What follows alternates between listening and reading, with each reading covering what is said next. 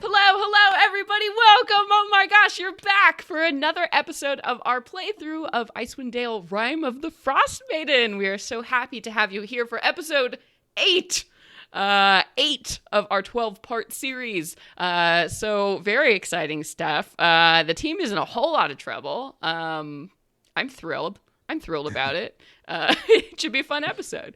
But yeah, let's meet our unfortunate adventurers. Hey everybody, my name is Celeste Konowich, and today I will be your dungeon master. I'm Joe. I'll be playing Gob Herkenstone. Fighter. Hi, I'm Katie, and I'm going to be playing Minerva Tinkerbobble, your human wizard. Good evening, I am Nassim. I am playing your Kalishtar cleric, Xena Orendi. And I'm Sage, and I'll be playing your Furball Reindeer Centaur combo druid, Inga Salanen. And I'm Vincent, playing Veronica Carnell, your changeling, very angry mom warlock. So angry.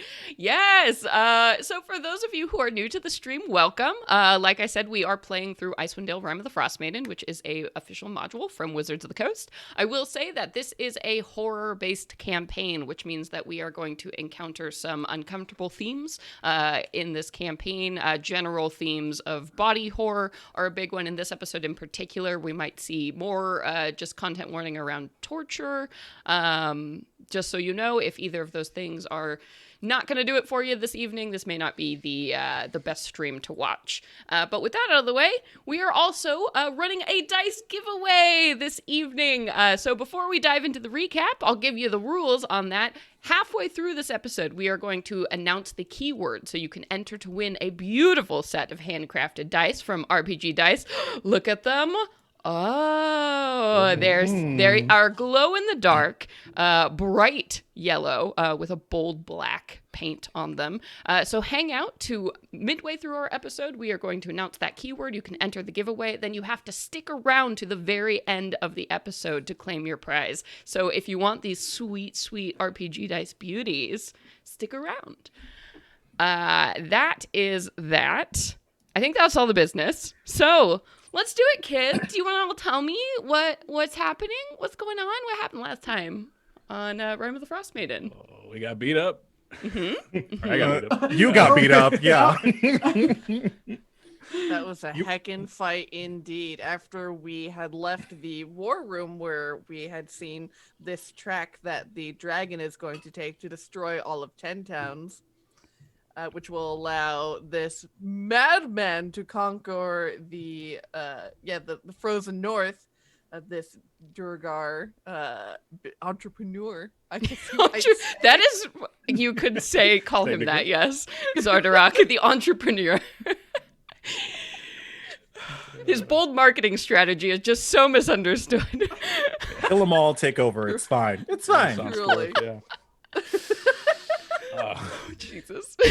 He's got his Spruce Groose, a Shardalin dragon, who, as we are trying to make our way down to the forge in order to hopefully try and stop the dragon from taking off, we suddenly came into, or before that, we found a very interesting individual who helped us. Mm-hmm. Who was chained to the wall. Broccolini. Broccolini. Shiitake daddy. I don't know. Shiitake daddy. Yes, it was Shiitake daddy that we found. Myconid Sovereign, right? Yes, a Myconid Sovereign, which is one of the sentient mushroom people who live in the Underdark. Yeah, it was getting torn apart, and its spores harvested for some nefarious... By Quaggoth. Quaggoth, that's right, yeah. Yes. Zombie Quaggoth. That the spores allow them to basically, like in a very necrotic way, take over the body and then use it and then become like thralls, where they just become zombies. And so they were trying to harvest the spores off of this sovereign here, and we're like, no, you must stop. We'll save you. And then we fought so many Quaggoth and then so many Durgar in the quest to save this Myconid. Mm-hmm. Yeah, we saved him That in the moment, end, Yeah. I wished for more AoE. Yeah. I mean, Big old fireballs. right. Oh God, I wish. I miss it. Oh. Miss all the fireballs. Yep. Uh-huh. Did they give Yeah. us anything or? No, he was worse for wear. So they went and they were like, hey, I'll distract these Durgar over here that are fucking with these monsters, and then you guys can go to the gate over there. And that's pretty much where we left off. We peeked in and we were like, well, fuck. Oh no! And there goes the dragon. Goodbye. Oh Yeah. yeah, big underground forge with watchtowers and all sorts of nasty. Who knows what's around? Yeah. Oh yes. Good. So yeah, that is the tent spot we are picking up. So at the very end of last session, right after you had kind of finished this big battle just to get down basically the elevator and onto this forge level, you had fought all of these Duergar, all of these Quaggoths to save the Myconid servant. You had made your way out of that room after healing up a bit, and you definitely managed to avoid more Duergar who were like battling with an Umber Hulk over there, because the Myconid sovereign is like, oh, let's just do chill fun vibes. So they're all stoned and not going to bother you. And you had crept your way over towards this gate, so this like iron barred gate that you could see through. Your passageway was blocked by a very large padlock on this gate, but you were able to see the room beyond.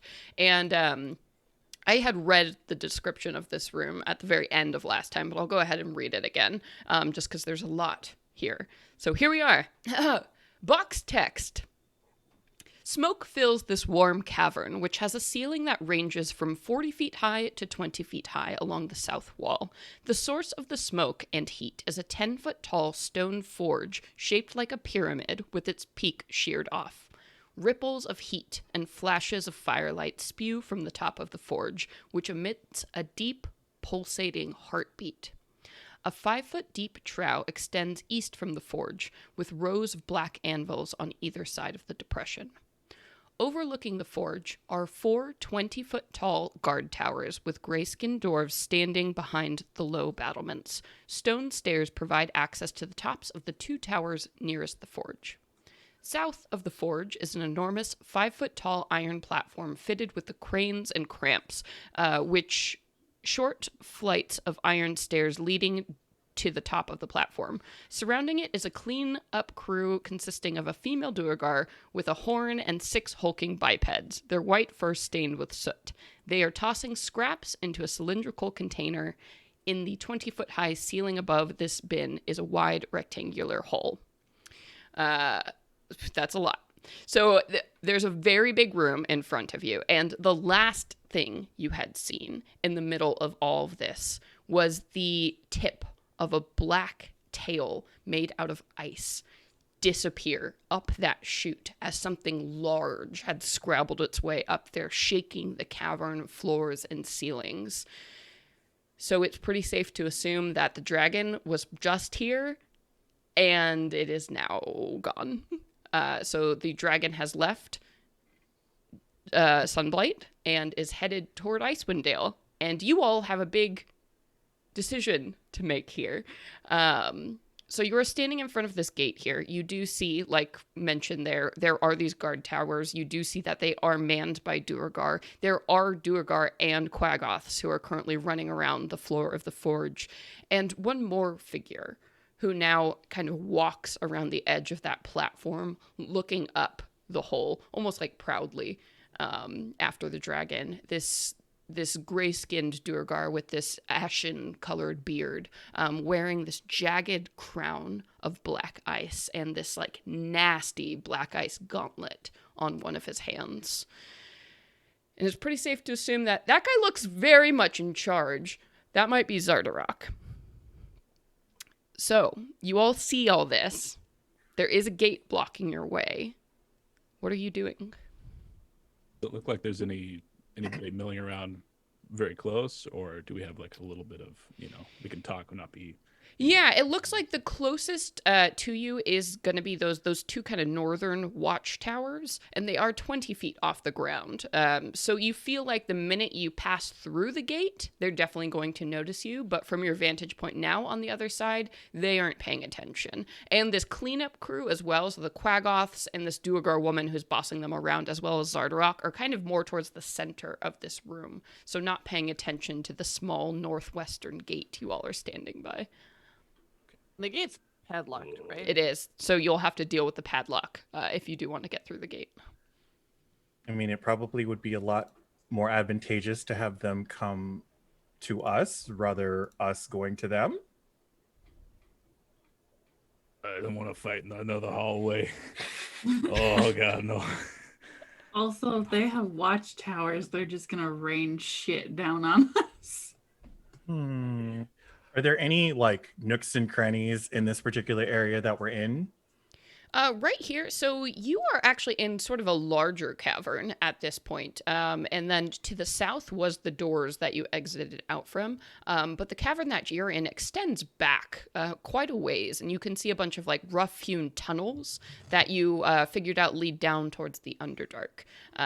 But I will say, right behind you, there is a group of like 6 duergar and an Umber Hulk with a bag over its head that your myconoid friend is kind of charming, lulling into a peaceful state. So if more combat were to be brought back here, those duergar might become a problem. I think the big thing here is that the more immediate danger to me seems to be the dragon that is going to completely obliterate 10 towns. Do we think that there is a way inside that room to stop or control the dragon, or should we try and just deal with that now? I mean, that forge is, it's like a heartbeat, but it's also a killing floor. I will remind you one piece of information. The forge that is powered by the heart of a red dragon is the only thing that can repair the Shardalin dragon. So theoretically, as long as the forge exists, the dragon can be repaired by Zardarok. If the forge is destroyed, then the dragon, if it goes down, it will stay down. But theoretically, if you found a way to kill it out there and it never made it back here, they're all running around underground anyway. So at some point, he'd order his minions to go pick up the pieces and drag them back here anyway. I guess we better nip it in the bud, eh? Oh boy. Hopefully our buds don't get nipped. Just Well, if we can cause a big enough a distraction, we can probably get most of those Durgar to come out here. And then we'll have a lot easier time dealing with Boss Man and Boss Lady. But once they come out here, we're going to fight them and they're going to know. Or are we going to do something to set up so that we don't have to fight them? That was my idea, actually. If I can cause a big enough a distraction to get them out here, considering I can just, kind of look like them. And with that, she'll like wave a hand over her face and you'll see it instantly transform into what looks like a perfect replica of a Durgar. Cool. Do you pick one of the ones like on the floor? Mm-hmm. Nice. Okay, yeah. So you transform. So let me go grab some armor so I look a lot more convincing, because obviously I'm going to have to get a little bit smaller. Lead them out this way. You all sneak in once they get past the gate, and we go from there. You speak Dwarvish by chance? Or Undercommon. Okay. Oh, yeah. Shit. Are they speaking Dwarvish or Undercommon right now to each other casually? They speak Undercommon casually. Seems to be their primary language. I mean, I don't necessarily have to talk to anyone. My whole plan was to look a lot beat up, since most of that armor is covered in blood anyway. Probably be really convincing if they just hear a blood-curdling scream and see one of their own fall down. True, but then once they're out there, what are you going to do? And Play you'll dead? have a bunch of people all around you.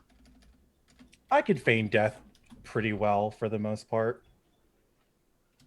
But if you guys close the gate when they go in, then that'll probably keep a lot of them out. Unless they have the key. Well, Oh yeah, damn. Oh, it's pretty difficult to open up a padlock from the opposite side. can we even open up this padlock? Did we get a key? Oh, can I pull the giant golden key off my back? Hold it up. Hold it up to the Oh no. the padlock just for a moment, just to see if it video game logic. Magical key that opens everything. Da-da. It doesn't. Weirdly enough, Wrong doesn't look like muskie. it's gonna fit. No, you have to jump back. Like there has to be a whole like animation sequence. It's fine. Oh, damn. Well, I don't feel comfortable with you being out here with them all. I mean, all it would take is for one person to be able to, see past your disguise. It could be somebody, their lover could be in there and be like, that's not my woman. So I think that if we're going to do this, you should do the screaming. They'll unlock the door and then we ambush them. And then we fight our way through. Or we can try to get the door open, sneak in best we can, and if we get made, maybe the distraction, and the rest of us will peel off and bust up the forge. That works. I don't know. And you get squirrely around and not have to get stuck on a tunnel. I don't know. I say we just do it. Let's Okay. go, I people. can cast a moonbeam so that once they rush through the gate, they all get a hit from the moon. Moon Ooh, hit. get a hit from Moon the blast. moon. Moon hits. I want a moon hit. That radiant moon damage. I Yeah, guess I think that's great. first things first. All the AoE we can get. Can anybody open a lock? Yeah, first things I do first. have thieves' tools. Are you proficient with them? I am. Hey, well, look at that. Oh, yeah. All right, you want to go ahead and give me a sleight of hand check and try to pick this lock? Let's do it. Let's see what we get. Or I guess it's a dexterity check with proficiency. My apologies. I Ooh. design D&D for a living and Guidance. forget how to use it all the time. Tools. The tool sets are so weird. Tools are weird. Tools are weird. Looking for my ridiculous new dice. Okay, so that is a 22. Okay. So yeah, you reach through the lock and you have to reach through it because the padlock is on the other side. So you're, kind of leaning up against it and waiting to hear, the right series of clicks. And you run into a little bit of trouble, but at the last minute you get that very satisfying as you feel the mechanisms in the lock part, and the heavy padlock drops into your hands. I mean, this thing is like 5 pounds. Yeah. So you can pull that through, and you see that the gate will swing open. Let me just go ahead and roll to see if anybody noticed you. Should I roll a stealth check? Don't be greasy. You didn't say you were doing it quietly. Oh, That was kind of implied. Go ahead and give me a stealth check. We do everything Guidance? stealthy around here. we are stealthy. Give me that guidance. Guidance. My hand has not left your side. Yeah. 21. Okay. Oh. All right. Whew. Yeah. All right. You scratched through that one with I got an 18. So nobody seems to notice you as you do this, and you quietly pull the lock back. So the gate is now open. That means basically the way things are set up, the minute you step across this threshold here, people are going to see you. So just keep that in mind. Again, I have the padlock. So as they run, you guys run in, and I will get up and lock it. Good idea? It's the idea we have. Oh, boy. It's that an thought. idea. Hold that Can we- thought for one moment, and you'll see her kind of like Sailor Moon spin around for a hot second. Too much glitter. Too much glitter. Oh my god, did you go Transforming. black on your end, or I think we're getting a Veronica's we're getting a wig transforming. change? Okay, Veronica's everybody. transforming. For the podcast, the screen is black. Vincent's screen has gone black. We don't know what's happening. Musical score playing. There's a musical score. Ribbons are flying everywhere. Yeah, a Sparkles. little bit Boots of baton appear. twirling. The Yeah. stealth check Veronica. is busted. Oh, that's the duergar wig. I love it. Incredible ribbon work. Hey guys, how you doing? Hey, Very good. What's going on? Yeah. ate any mushrooms lately? Oh yeah. Oh my god. She's getting her fantastic. inspiration from Gob, but like doesn't can't do it at all. Yeah. Oh god, fantastic. So how much space do we have between this gate in order to like let them pass through and then us slip past them? None at As- all. It's like a 5-foot gate. So this plan is going to work. Would it be feasible to go in and then there's, if I'm not mistaken, a watchtower on either side, right? Correct. Maybe we could sneak up one watchtower and do some She far away said that as zaps. soon as we stick our toe in, they're gonna see us. They're gonna see you. Lasers. Yeah. So I Oh. like the idea of ambushing them, Gob. So Oh, my okay. moonbeam We'll back is up. perfectly at the entrance. And they And can I- all try and bust through. And I can do burning hands at the same time. Yeah. I like it. I like it. Yeah. You But did yeah, say that I there was a think- Did we know, like, I don't know if anyone ever mentioned, like, his followers, are they like zealots, or is there a chance that we could take out their leader and then get them to follow, what's her name, Big Mama? Well, we So- know that she's already brought some onto her side. You do know Grandolpha did mention that some of the people on this level work for her, but they're certainly not going to go out of their way to help you. So you feel like maybe if you deal a big enough blow, if you do take down Zardarok, or the battle seems to be going in your favor, you might be getting some help from some of these duergar around the room, but there is no way to know who's on whose side. It also is feasible. I mean, the duergar don't seem thrilled about Zardarok's plan. They generally consider that, because he had this vision from this very strange duergar god called Deep Dura, and almost like zealously, he came up here and like led this campaign. You can't imagine that the other duergar are like stoked about this plan. So you feel like, yeah, if you cut the head off the snake, this snake is gonna die. All right, Veronica, get a rousing speech ready. I'm on it. Thanks, girl. Am I Okay. casting my moonbeam? Yeah, I think once So let me say the plan back to you as I Okay. understand what's happening, and say yes or no if I'm wrong. Here we go.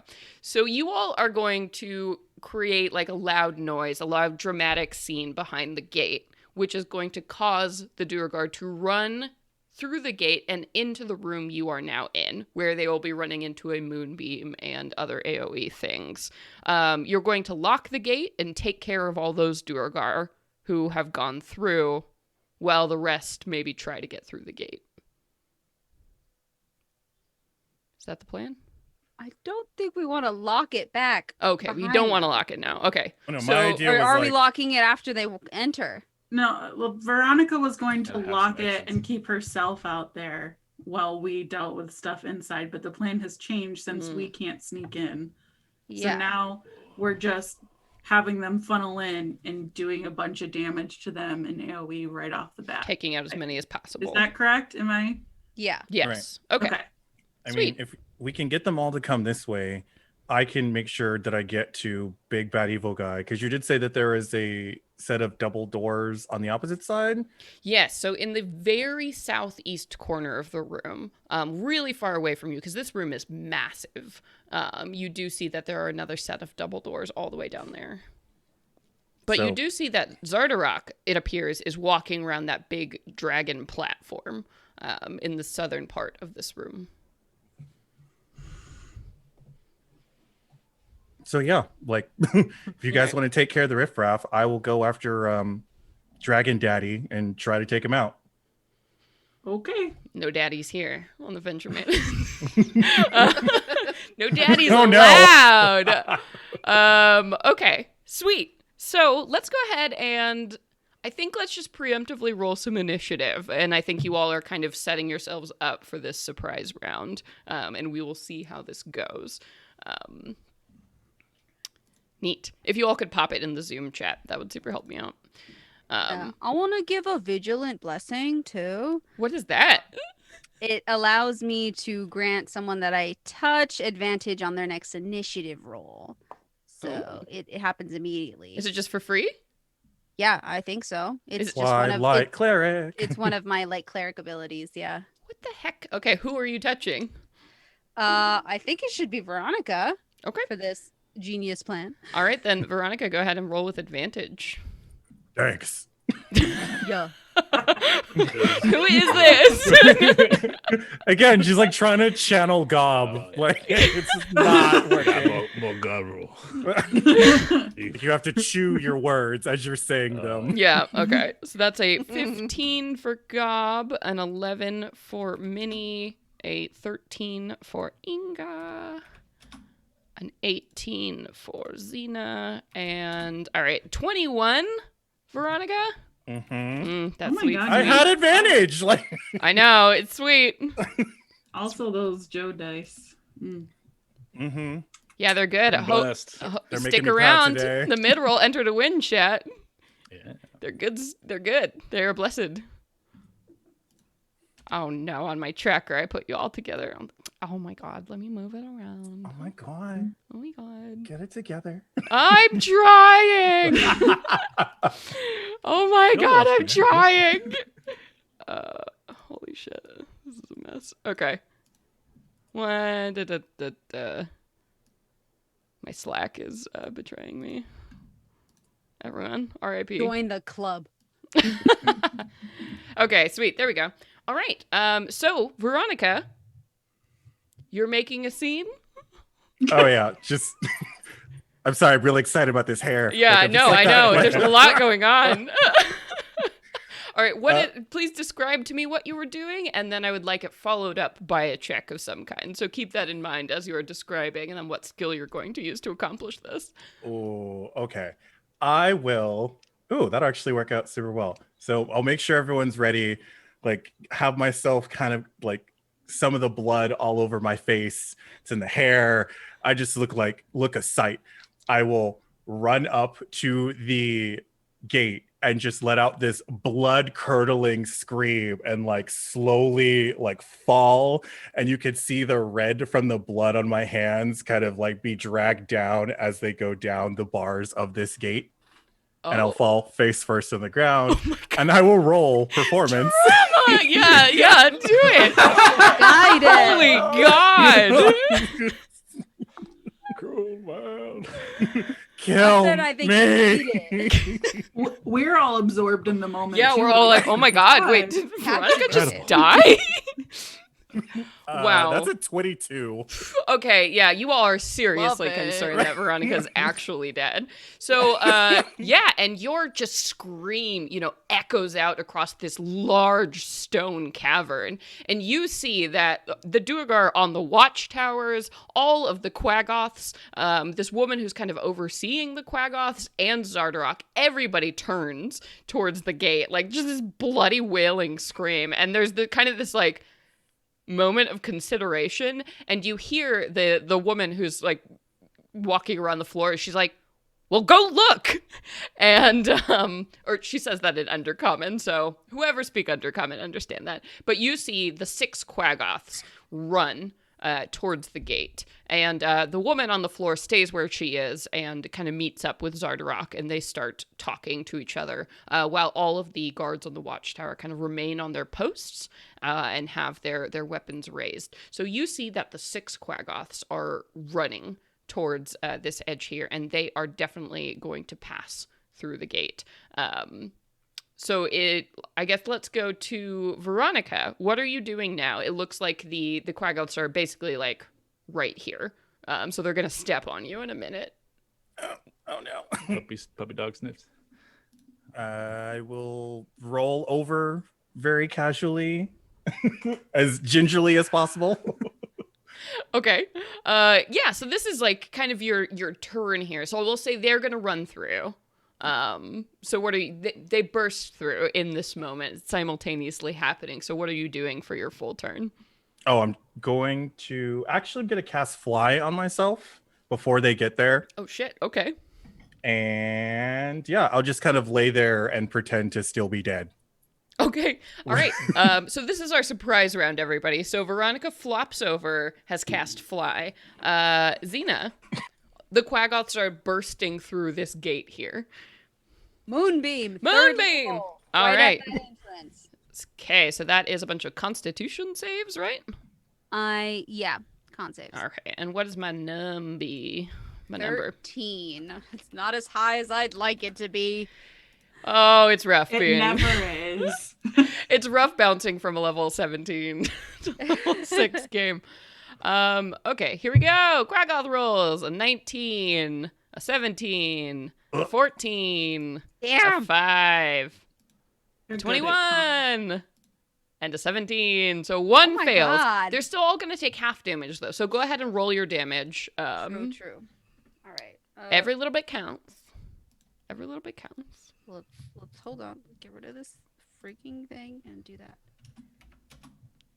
And the one who like passed is like a really cool big like silverback Quaggoth. He just looks like real mean. 19 radiant damage. Ooh, okay, so half of that, 9 damage. So all the ones who passed are going to take 9 damage, but all the ones who passed just 5 of them. And then there's one. Describe to me the one little weak Quaggoth who just can't handle it. What's something notable about him? Probably has like holes in all of their armor. So more of the moonbeam just like kind of pierces through into that. They're just wearing like cast off. It looks Hand-me-down. actually like Nothing a leather really quite- apron. Honestly, is all they're wearing. Yeah. Just the worst kind of armor. Just it's so bad. Okay, so Hand me down stuff. hand me down. Second hand Quaggoth. Okay, cool. Yeah, and so the Quaggoths begin to bark and shriek as they step through this blinding radiance all of a sudden, which is going to lead us to Gob. It is now your surprise round turn. Okay, here we go. I think I. So was it kind of like a descending path down towards the gate? Yeah, so basically they ran kind of northwest directly from the center of the room towards you all. It's all even ground where you're standing from now. Since you've come down the elevator, this whole level seems to be one even level. Gotcha. Okay. Well, I would bust out my newfangled duergar heavy crossbow. Cool. Lock and load and shoot it 2 times. Reload with the bonus action and just try to lay into these things. I guess whichever ones get closest.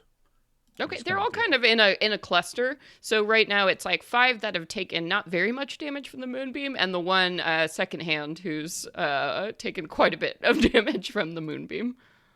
I guess I'll go for the one that's most damaged. Okay. And just lay into that. Yeah. All right, go ahead and go for it. it. Okay, first attack. 17 plus 6, and Yes. the second attack is 8.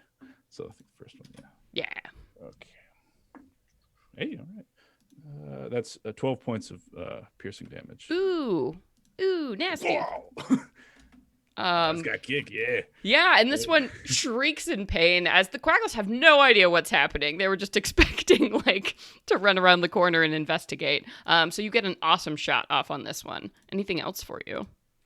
I will just kind of keep backing up and then, look at the Quaggoth and the Umber Hulk and all that are, under the influence, and just want to make sure that they're not snapping out of it too soon. Yeah, you do, you kind of glance back and you see very startlingly the myconoid right in the back of its head, kind of this like little black eye opens up on its back and just stares at you lidlessly. And it seems, it's been shaking its cap back and forth. It seems to do it a little bit more vigorously, which you feel like maybe it's having to work harder to keep everyone under their spell. So that is something to keep in mind. And then Inga, we come to you for your surprise round. Oh boy. All right. So are any of you feeling really particularly bad? Oh, we got pretty healed up last time. Yeah, I think most of you, healed back up Yeah, to I'm only down a full. little bit. Sure, Yeah. we'll need it quite soon. Yeah. You saved it. Well, all right. So actually, she's down still a little bit. So she is going to use her bonus action to take on her archer starry form Cool. as she takes on this constellation of a chalice on her body, and then she is going to cast Aura of Vitality. Ooh, what Uh, that so- do? So healing energy radiates from me in an aura of 30-foot radius until the spell ends. The aura moves Jesus. with me, and I can use a bonus action to cause one creature in the aura, including me, to regain 2d6 hit points. Damn. That's Um, fucking That's and- delightful. It's so good. And so, and then because she is in her archer form and she casts a healing spell, she is going to heal herself 1d8 plus her wisdom modifier. And that's going to be her turn. Okay, cool. So you get some health back. And then Minnie, we come to you, your surprise round. Yep. So I'm just going to launch off a 3rd level Burning Hands just straight into the moonbeam, Oof. and hope that does some Yeah, good. this is quite the combo. That's dexterity save? Yeah, sorry, DC 15 Dex. Okay. There's moonlight and fire yeah. and arrows. Okay, so a 15, a 7, an 18, a 10, a 13, and an 11. So that's 4 fails and 2 successes. That's gonna be 23 points of fire damage. Ooh. Ooh. Chef's kiss. Mwah. Ooh. I'm sorry, 23 or 24? 23. 23. Ow. Okay. Well, you do incinerate secondhand. So what does that look like? Secondhand smoke. Oh no. Oh no. Oh no. It kills. Don't breathe it in. Yeah, I think the force of 3rd level Burning Hands just kind of like gets Minnie like gritting her teeth, trying to not be blown back from the force of it coming out of her little mittened hands. Easy.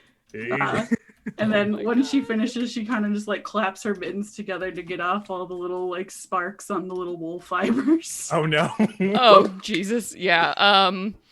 Wow. Yeah.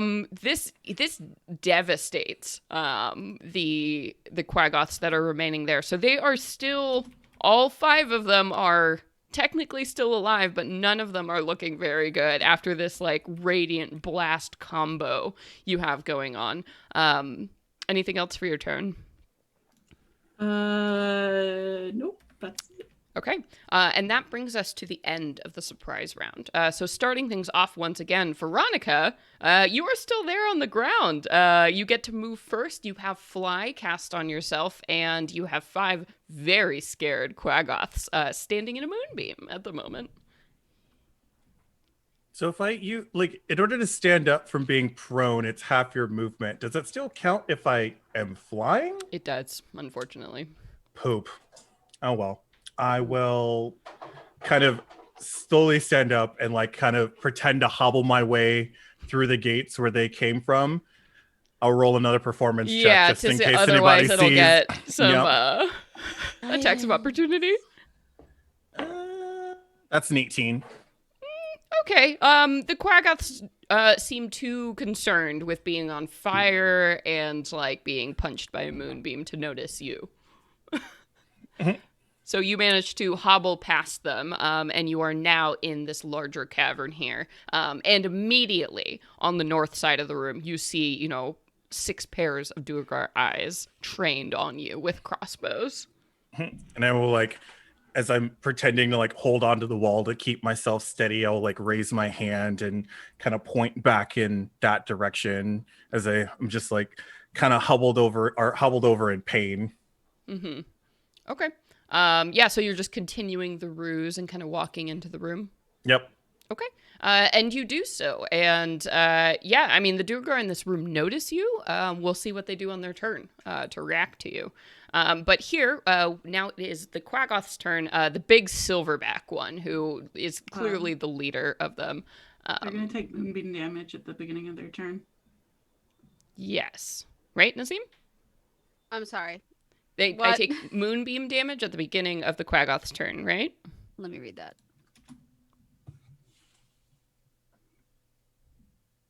Pretty sure. Katie plays a druid a lot. I mean, I would trust what Katie says. I'm not seeing anything about them taking the damage after. when the When they creature start- starts their turn in the moonbeam. Yeah. That's a, Oh, okay, wait. And when a creature enters the spell area for the first time on a turn or starts its turn here, Mhm. it is engulfed. Yeah. Yep. All right, so here we go. I'm just gonna go ahead and roll for all my Quaggoths and see if they even make it through this round. So go ahead and roll your damage. Okay. Let's see, it was 13, right? For my Yeah. number. Yeah. Okay, a 17, a I rolled so 13, badly. a 14, 23, a 9, and a 6. Okay, so 2 fail. So give me that damage. 11 with 3d10s. I got 11. Oh, Ooh, okay. Oh damn. They're still hanging in there, but Damn it. oh boy. Oh boy, it was close. Okay. Here we go. All right, and then so that's only gonna be 10 damage for the ones who saved. Oh boy, I hope you all kill some of these quick, because boy, this is a lot of management. oh boy. Oh boy. We'll do our best, DM. I'm on my mission. It's Kill them fine. quickly. And Oscar. Veronica. I'm on your team. Okay. Thank you so much. All right. So the silverback manages to push their way out of this radiant beam. And Xena, I think they are smart enough to determine that you are the cause of what has been hurting them so much. So they are going to go ahead and try and swing at you. And because they are wounded, they have advantage on all their attack rolls. As you see, they're going kind of into this berserk state almost, just trying to take as many as you with them as they can when they go down. So here we go. All right. With advantage, how do I roll like that on here? Oh boy, a 22 or a 21. Really didn't need that advantage, huh? Okay, so that is going to be 6 plus 6, so 12 total slashing damage from that first claw as this silverback just like jumps on you. And this thing is massive. And it's going to keep tearing at you, trying to get another swing. So a 19. You doing anything tricky to avoid that? Nope. I don't think Sound so. like it. I will Sounds spend like- my like Alright. I can shit. You would know if you I had will- something. I will spend my reaction though to use my cosmic omen to subtract a d6 from their roll though. Oh fuck. Okay. All right. So sorry, I already rolled it and like was rolling damage and I lost it. Could Okay. you just get it a little bit sooner next time? Sorry about Yeah. that. That's going to be 15 slashing damage on that claw. Okay, so that was that Quaggoth, the silverback here, and then that is going to take us to one more that is still surviving, and it is going to go ahead and, let's see, Minnie is standing 15 feet because of burning hands, Xeno's close, Inga's close, Gob's in the back, and Veronica is out of here. So, Inga, probably you're the closest target here. So this one is going to go ahead and try and attack you. Same thing. Wounded Fury is the ability that's letting it roll with advantage here. So a 22, is that going to hit you? Yes. Okay, that is going to be 9 plus 8, 17 points of slashing damage. All right, and then it rolled a 21 on the second. Oh, yeah. Okay. All right, that is going to be 9 plus 5, 14 slashing damage from that one. All right, those are the two Quaggoths, and then Xena, we come to you. So you have this big silverback Quaggoth all up in your business. Well, I want to. Well, okay. You know what? I want to see. I think I can cast Sacred Flame on it without disrupting my moonbeam because it doesn't take concentration. Yep. So that's what I'm gonna do. All right, let's do it. That reminds me. Let's Burn roll my this con. bitch. Shit! What are these rolls? Oh, no. Oh 5 no. damage. Wait, it has to make a dex saving throw, but that's my damage. It's 5. Okay. Dex saving throw, a 7. So, okay, it will take your 5 damage. It'll take that 5. It'll take that 5 damage. And this is the silverback one who is pretty chunky looking. And he just roars and spits and hisses and blood comes spewing out of his mouth. But he's still there. Still alive. Staying alive. As a bonus action, I also I want to cast shoot, where did it go? What's it called? Steps of the Night. Is it dim in here? Yes, it is very dim because the Durgar don't use like standard torchlight or anything, and there's that hazy smoke that has just gotten worse as you've been going down the floors. Dope. Then I can cast Step of the Night, which just like as a bonus action lets me fly equal to my walking speed for 1 minute. And I can do that 3 times a day. Holy crap. So we're just gonna Why cast that on lie? us right now and fly a little bit away. I will say, I will still get an opportunity attack since you're flying out of its range. Then no, I won't fly away. I just want it ready to go. Okay, you also ready to fly. There's like an inch off the ground. You're ready. Okay, sweet. And then that is going to bring us to the duergar on the towers now. They kind of, Veronica, you're the only one who's like in position to notice this, but duergar start yelling something in Undercommon at each other from between the 4 towers and kind of down. And the woman yells something back up to all of them. And it seems to be some kind of like orders exchange. But that's pretty much it. That's all the ones on this this kind of 3rd tower do. And then Gob, we come to you. Oh, the cast is on though. I sling the crossbow on my back. The archery's shit anyway. And I'll tighten up my knuckles and just rush into, I guess, the one that's going after Xena. Okay, silverback. Yeah, and I'll try to get along its backside and just start laying into it if I can. All right, go for it. Will that give me advantage from the flanking? No. No, not quite. Okay.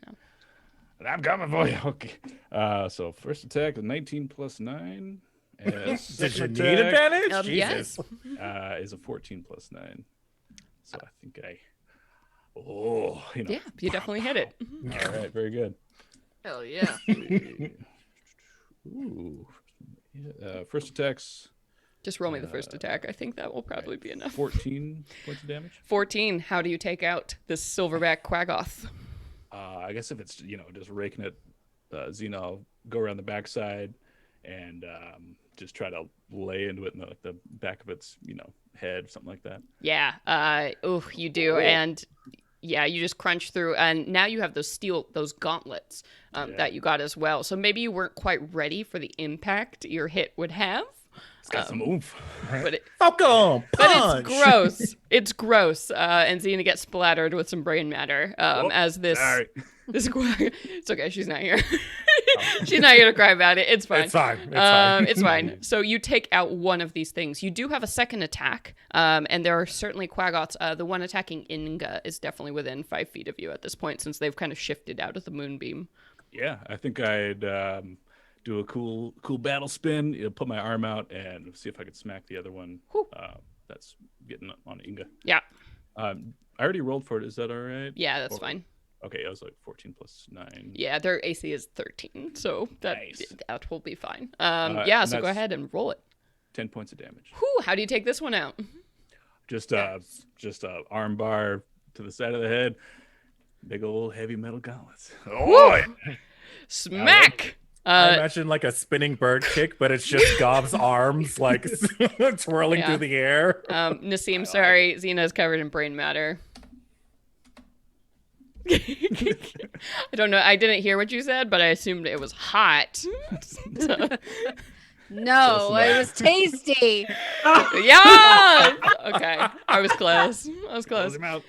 Awesome. Okay, so Gob, you wrecked house. And then Veronica, you still see that Zardarok now is standing by this woman and kind of waves a hand clearly she is going to come and speak to you on her turn, is what you're seeing happening here. And then Inga, we come to you. So now this one in front of you has been decimated. There still are the 3 remaining Quaggoths who have not gone this turn and are standing in the moonbeam.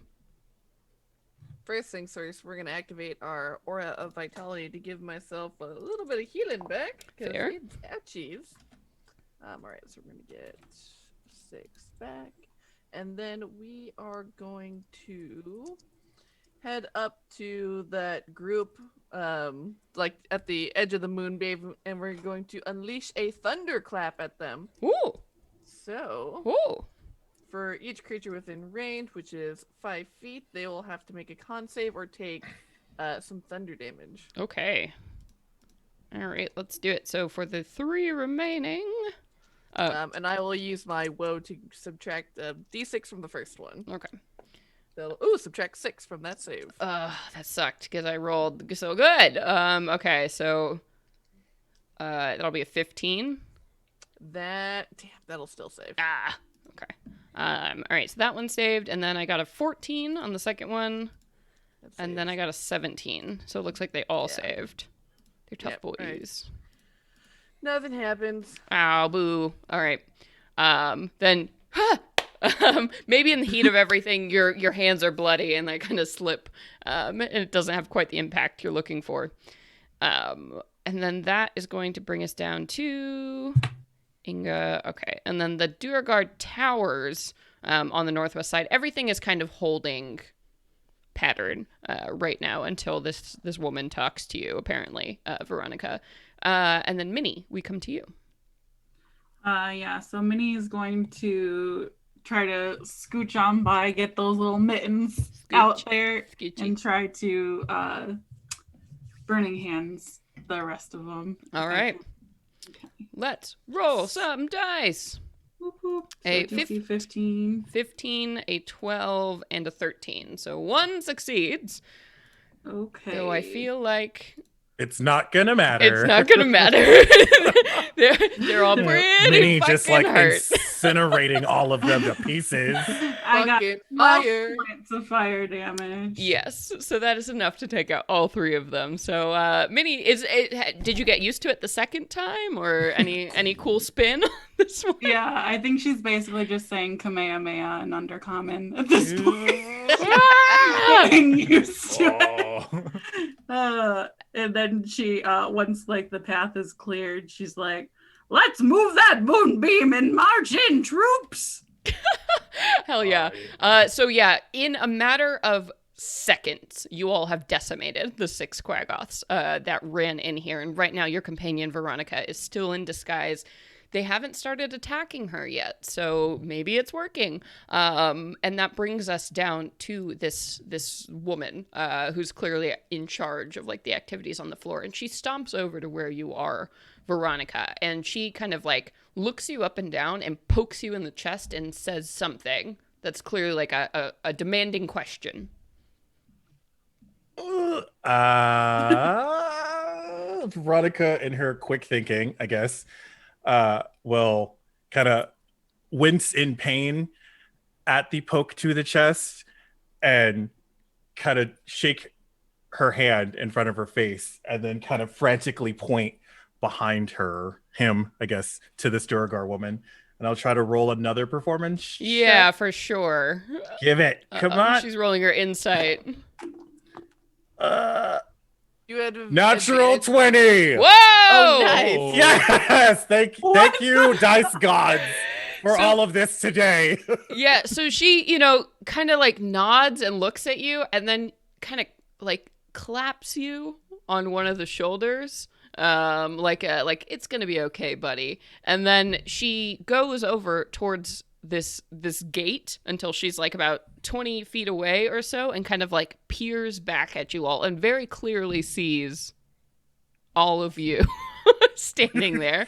And then she like yells at all of the guards up and around here, and she she goes up, she runs towards the gate and like closes it and is clearly starting. She pulls a key out of her boot and is starting to try and fiddle with this padlock. But I'll say she can't quite get the padlock closed because she's done a lot so far on this turn. So she's trying to lock you all out, and clearly the alarm has been rung. Veronica, it seems, I have was the padlock with me. Like I caught it and like, Oh! yeah. Okay, then she is looking at the gate, like she goes to lock it, and she's like, "What? And you all see she's like kind of holding it closed and looking around on the floor, trying to find this padlock. So clearly the alarm has been raised. Veronica seems safe on the inside, but the Trixies might be over, kids. Here we go. Here we go. That bitch, Gob. All right, and then so that is going to bring us to the Durgar Towers, who, while you all are on the other side of the gate, they don't seem to be interested in moving away from the towers. They are holding position at this moment, waiting for the gate to be locked or you to run in. They seem very secure in their station here. So that moves through all the Duergar on the towers, and then Veronica, we come back up to you. So you've kind of been left on your own in the middle of this room, pretty close to where the forge is, honestly. And you see this woman struggling to find a lock that is no longer there. So that's the situation.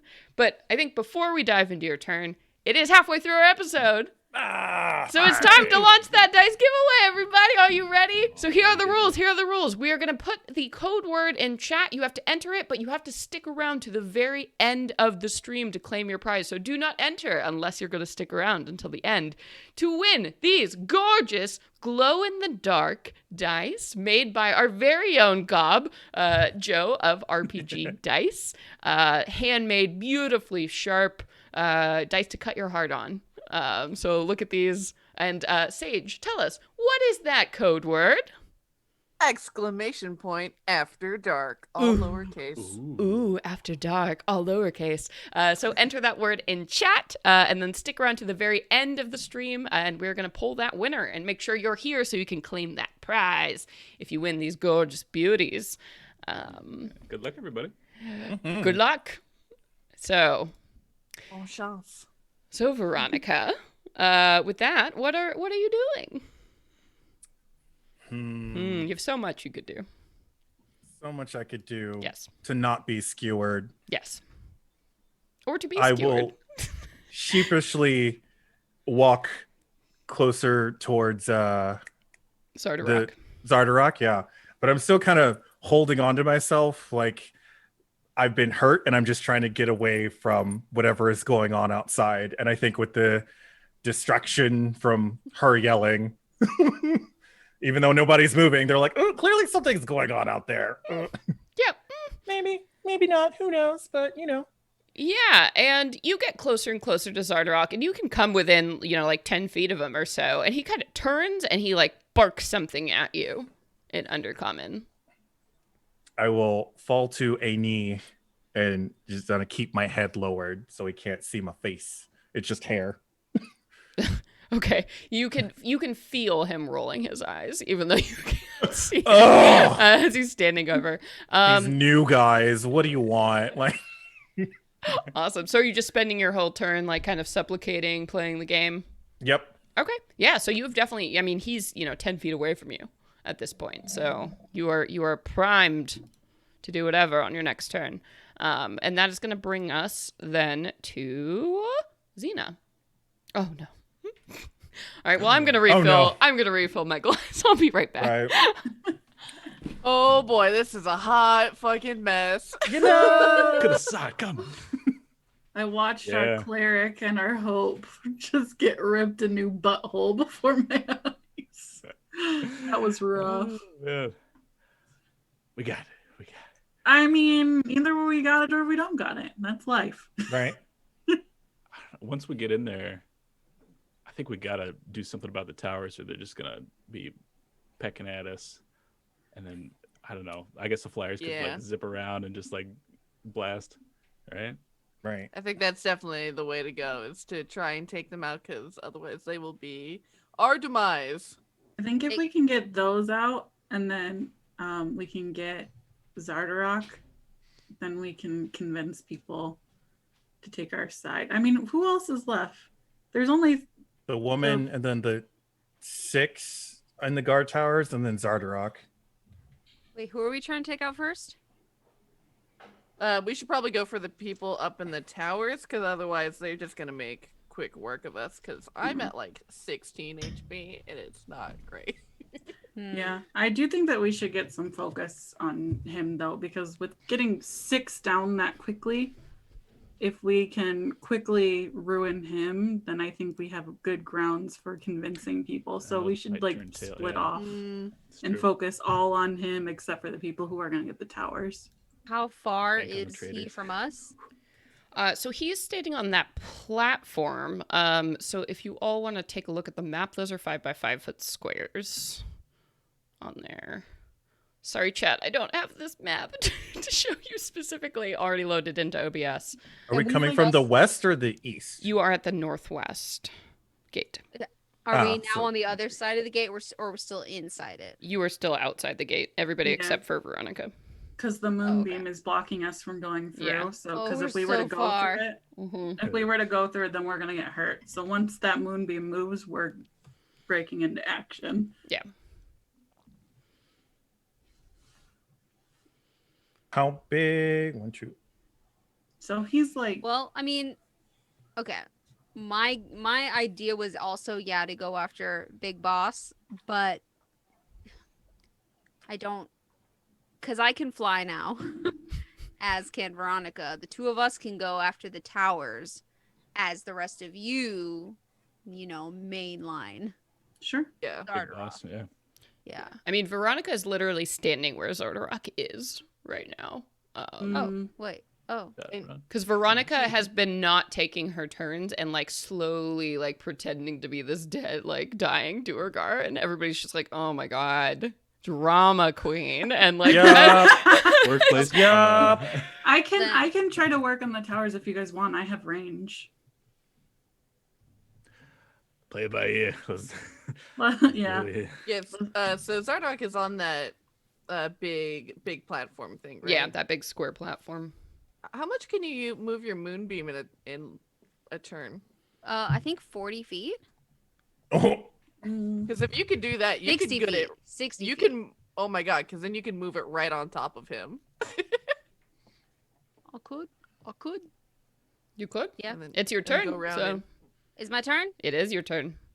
Fuck it. Let's move that moonbeam right on top of it. Okay, so I've always been curious, what do you imagine moving a moonbeam looks like? Because when people do it, I'm always like, but what is it? What are you doing? So how are you moving? Like is there a gesture or like a word, or do you like have signs that you point with? Left, right. No, a little bit more to the left. No, Right. fist, stop, no, fist, stop. too far. Too Well, far. because Come it's on. shooting it's shooting directly down Yeah. from the sky. Yeah. I mean, it's just kind of moving normally like at a straight like angle towards him, but my hands are doing like I wish I had a better reference, but like Iron Man, or I should say like Tony Stark, like fiddling with his AI as he's building things, and it's just like nonsense hand gestures. And you're moving like, things, and you're supposed to swipe leave over here, doing and you're like, something. what are you? Like Nice. Minority Report, like where he's like moving the Where- strings around, like. like arbitrarily moving my hands around, and it's doing something to me. Yeah, so the moonbeam like Nice. kind of moves out, and are you running a little bit into the room so you can see where the moonbeam is going?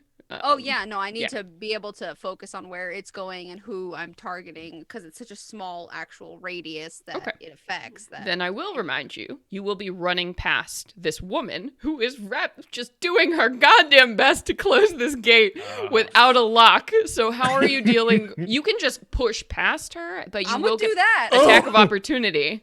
Okay. All right. Whoa. There's a sale. That last piece is mine. No. No. You know, sometimes you gotta sacrifice your body for the game. Yeah. Oh my god. Get in the game, guys. That's right. I'm All right, going we're gonna hard. use- Why aren't you going hard? We're gonna use my reaction to minus a d6 from our attack roll then. Oh, nice. Oh, that's good. Or That is very good, because that'll bring it down to an 11, so I think that would have hit you otherwise. Nice. Nice. Okay, so an 11. So she's just trying to push this gate, and like you run through, and she's trying to hit you with her war pick, and she is just like having the worst day ever. So you manage to like swing past her, and like VR pad your moonbeam over down towards Zardarok, who is extremely confused as this appears. So he is going to go ahead and have to make a Constitution save. Yes. Yeah. All right. He got a advantage on all saves against spells. Neat. Damn. That sucks. 18.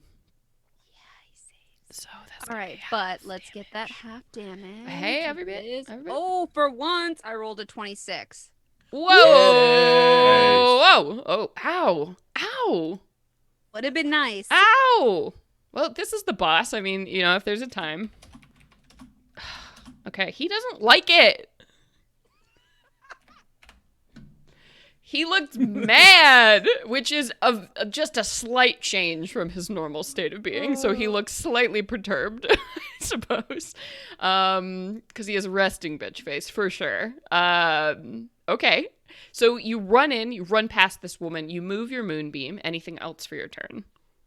At least just a bonus action to move your moonbeam, right? I think so. So you still have an action. No, it's use an action to move your beam. Ooh, rough. Oh. Yeah. Oh, well. Okay. Well then, there you go.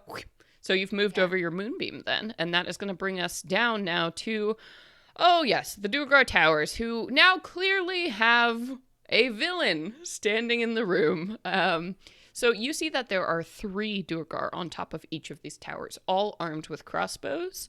And let's see. Let's go ahead and do some of this.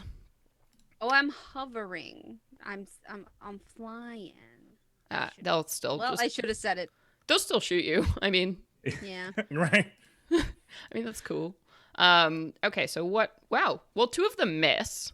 So you're maybe just a little bit too far away because this is the 3rd tower, like kind of all the way in the southeast corner of the room. 2 of them shoot at you, and it's hard to tell from this distance, but you think the 3rd one winks and doesn't shoot at you. Hi. Dang. Weird. And Gob, we come to you. So now Xena has run into the room, and you hear the telltale signs of thud, thud, thud of crossbow bolts being fired. So clearly things are starting in there. Here we go. And I will rush through the gate. So this woman is here. Yeah, is she like, I imagine like a swinging gate, and she might be on like the backside. Yeah, she's on the backside, and she's been trying to close it, and Xena just blew past her. So now she's here. She's clearly giving up on the gate, and she has her war pick in her hand. So she's not going to try and close it anymore. So she's a big problem right there. Oh, okay. I was gonna kick open the gate and see if I could knock her, but if she's moved away. Yeah, I think because Xena ran past, like the gate has already been opened. Right. Yeah. Then I'll just charge, fist forward and yell out in dwarf, say, you surrender, as I'm rushing in, not really waiting for a response. Oh yeah. Before She just looks mad. She's definitely not surrendering. well, that's the answer.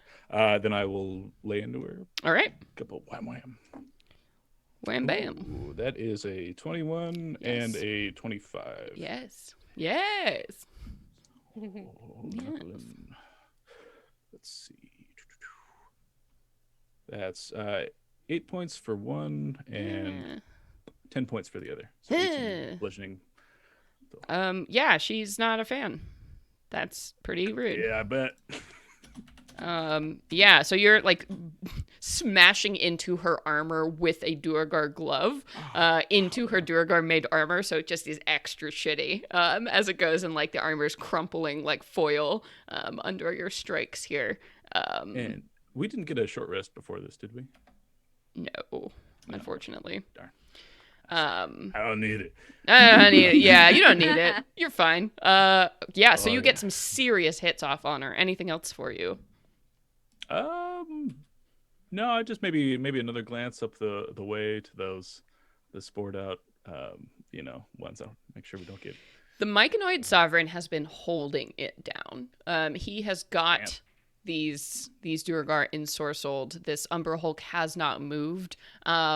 You mushrooms don't sweat, but you think you see his cap is maybe turning a little bit more crimson, like a bruisey purple, maybe with the effort of trying to keep this up for so long. But things seem good. Got some goo coming out. You know. Yeah, like some seepage from the pores. That's what sweat is, kids. It's seepage. It's liquid seepage. It's just that word. From I'm your pores. sleeping. I'm Oh, seeping. no. I don't seep, I glisten. I glisten, honey. Ma'am, your mushroom is seeping. Ma'am, just so you know, like, you need to move that mushroom. It is becoming a seeping. mess. Oh man, that'll do it for God. Okay, all right. Then that is going to take us to Zardarok's turn. So this is fun.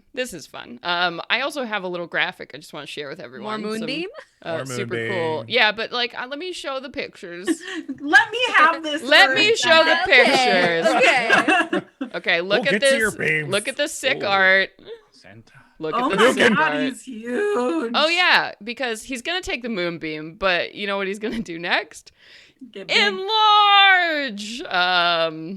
Duergar style.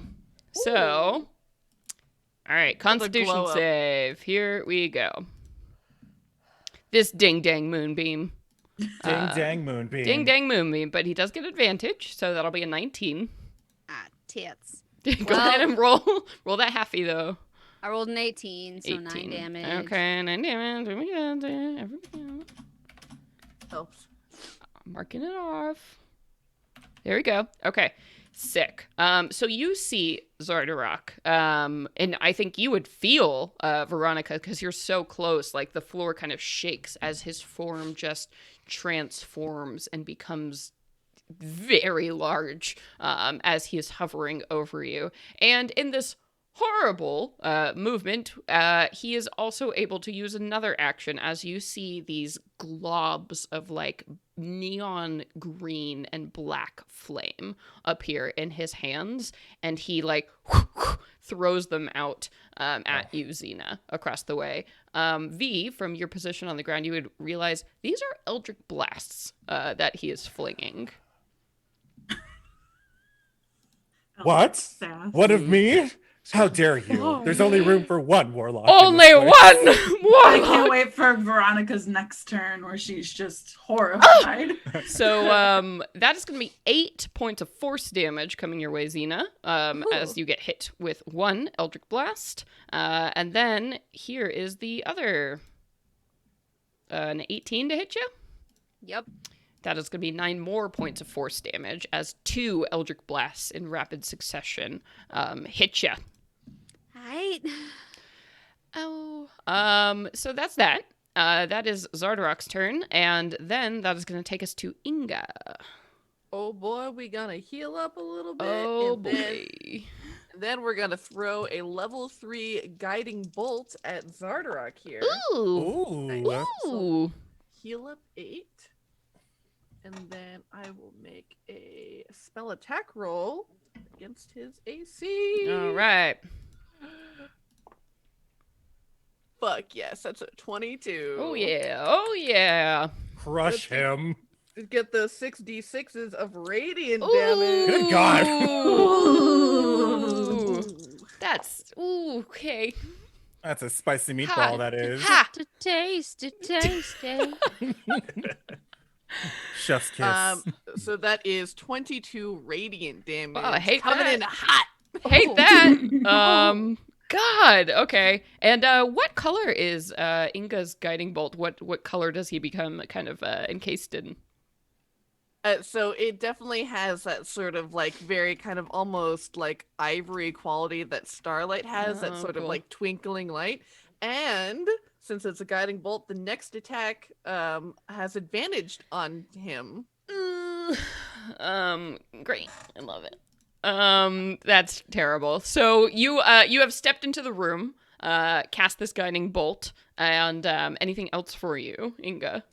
That is it. Oh, God, that sucks. That's so much damage. Okay, and then Dang this. it. So this first tower here, the one that is closest to the gate now, these duergar on top are going to take some pot shots at y'all. And I think Gob, since you are clearly wailing on this woman down here, they're going to fire at you. Oh, what? Me? No, what? Okay. It was Minnie. I'm with you guys. Huh. Wow. All right. Well, these duergar can't hit at all. So 2 of them miss with the javelins, and then Gob, you have that very same experience where the third one doesn't throw anything, and they kind of go wink. Got something in your eye. You're like Things are 20 cute. feet up, so it's like ah. Yeah. Weird. Okay, and that's them. And then Minnie, we come to you. All right.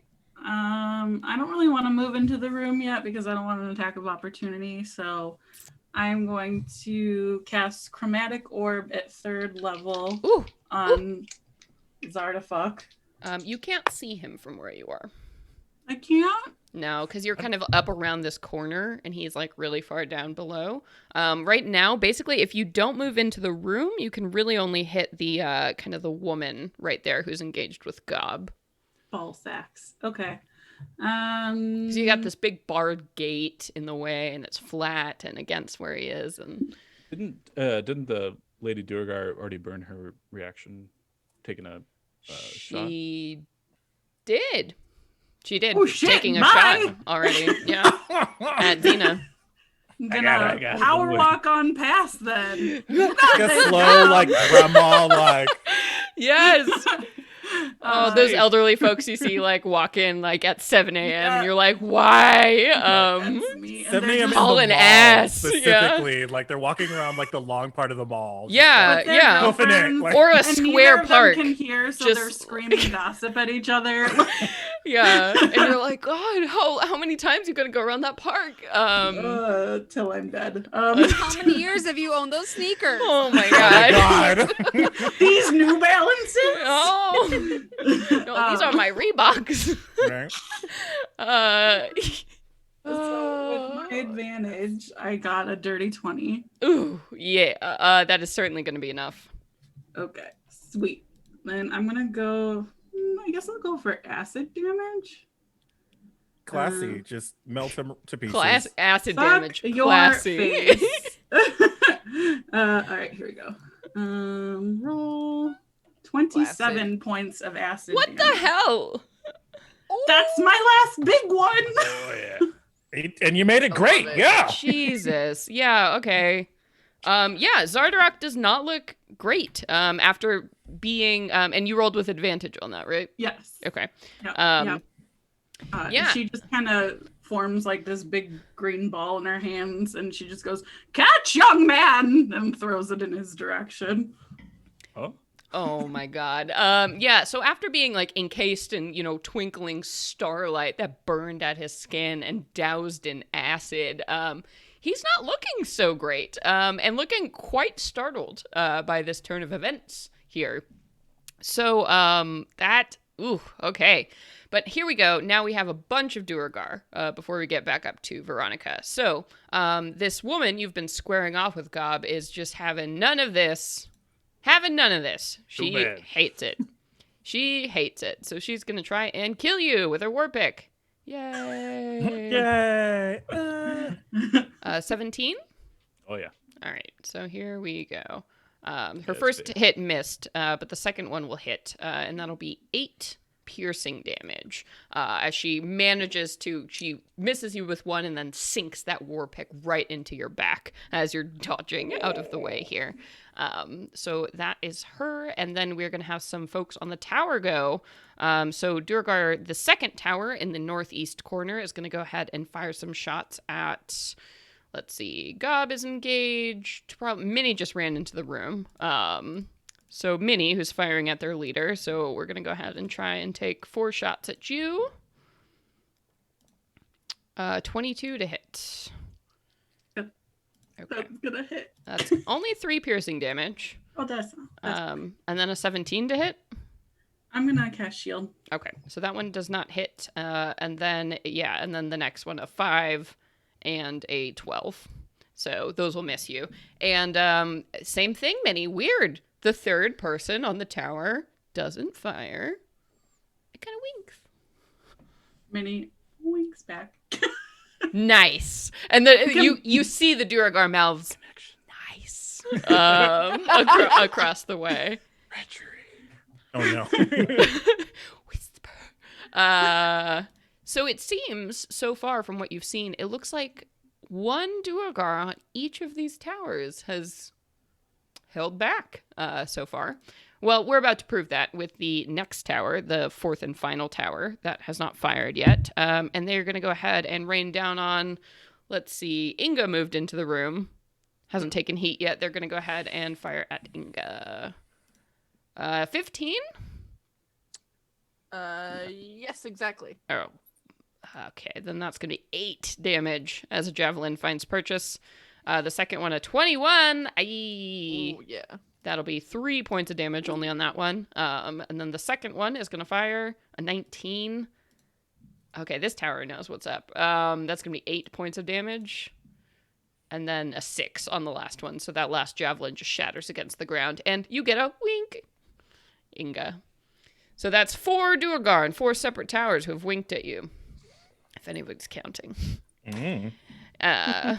I'm keeping track. It's okay. My wink counter. So those are the towers, which brings us to Veronica. With Xena, it's going to be you next after Veronica. So, Veronica, you have been at the feet of this now enlarged, very wounded-looking Zardarok. I will. I'm gonna crawl over to and then kind of rest up against the tower. And as I do, you'll see my spectral axe kind of appear in my hands. Cool. I'm trying to do it incognito so that no one notices me.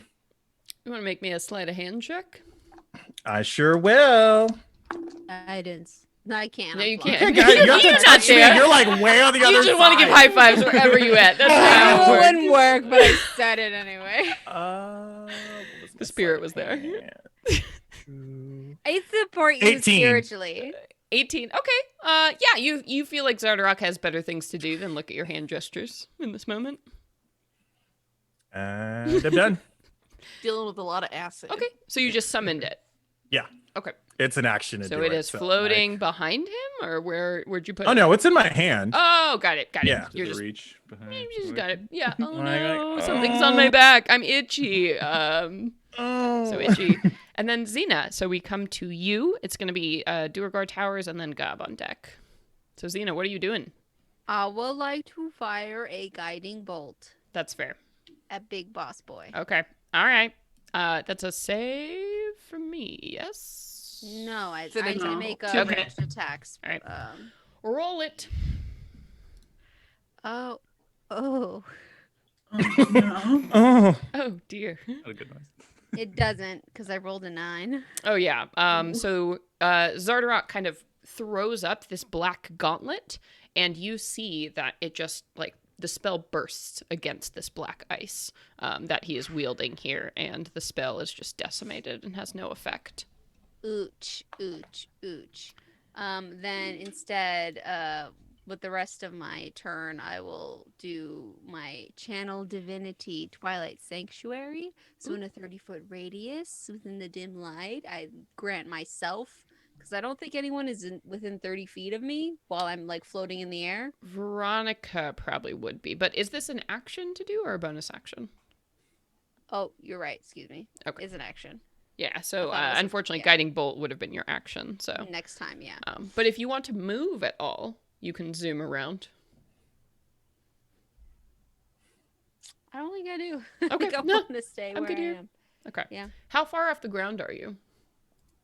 Let's Duergar say- stand about 4 feet tall. Yeah, I want to say 20 feet. Okay. Yeah. 'Cause the ceilings were high here. They were 20 to 40. Yeah, 40 to 20, because it's a natural cavern. So at its highest point, it's 40 feet, and then kind of levels down to the 20 Yeah. feet. So you could go up pretty high. Yeah. I think I'm comfortable at 20 right now. I'm good here. I'm good here. Okay, and then Durgar Towers. So here we go. These are the 3 down here. So Xena actually probably has a floating target here. You're the closest to Zardarok, other than Veronica, who they think is on the level. So they're gonna fire at you. Here we go. All right. An 8 misses. A 21 hits. An 8 misses. And a 23 hits. So that's going to be two of these bolts coming your way. So that's going to be 6 damage and 4 damage. So 10 total piercing damage. As they firing at you. Ooh, she looking tired. Oh, no. Oh, no. Oh, no. Not tired. Oh, no. And the third one still doesn't take a shot at you here. So that is good news. And then that is going to bring us down to Gob. Then it's going to be Zardarok and Inga. So, Gob, what's up? This woman is still here in front of you. This woman is still here. She is still here, and she is still mad. Last call was like 10 minutes ago. Please leave. She is not leaving. Well, I thought it was the baddies after me. No? Gob. Gob? What? I thought it was Zardarok after Not Gob. Xena. Oh, okay. No. Zardarok has been slinging Eldritch Blasts at you, but right now Gob is squared off with the woman who was trying to close the gate and was clearly in charge, like the forewoman of the floor. Okay. I think you're muted, Joe. I can hear you in the house. Yeah. but Right, you're just like, like we don't. All right. Happens to everybody. What kind of shape is she in? Not great. Oh, okay. Not great shape. Then I will try to wrench the pick out of my back, secure my bun, and keep wailing as best as I can. Yeah.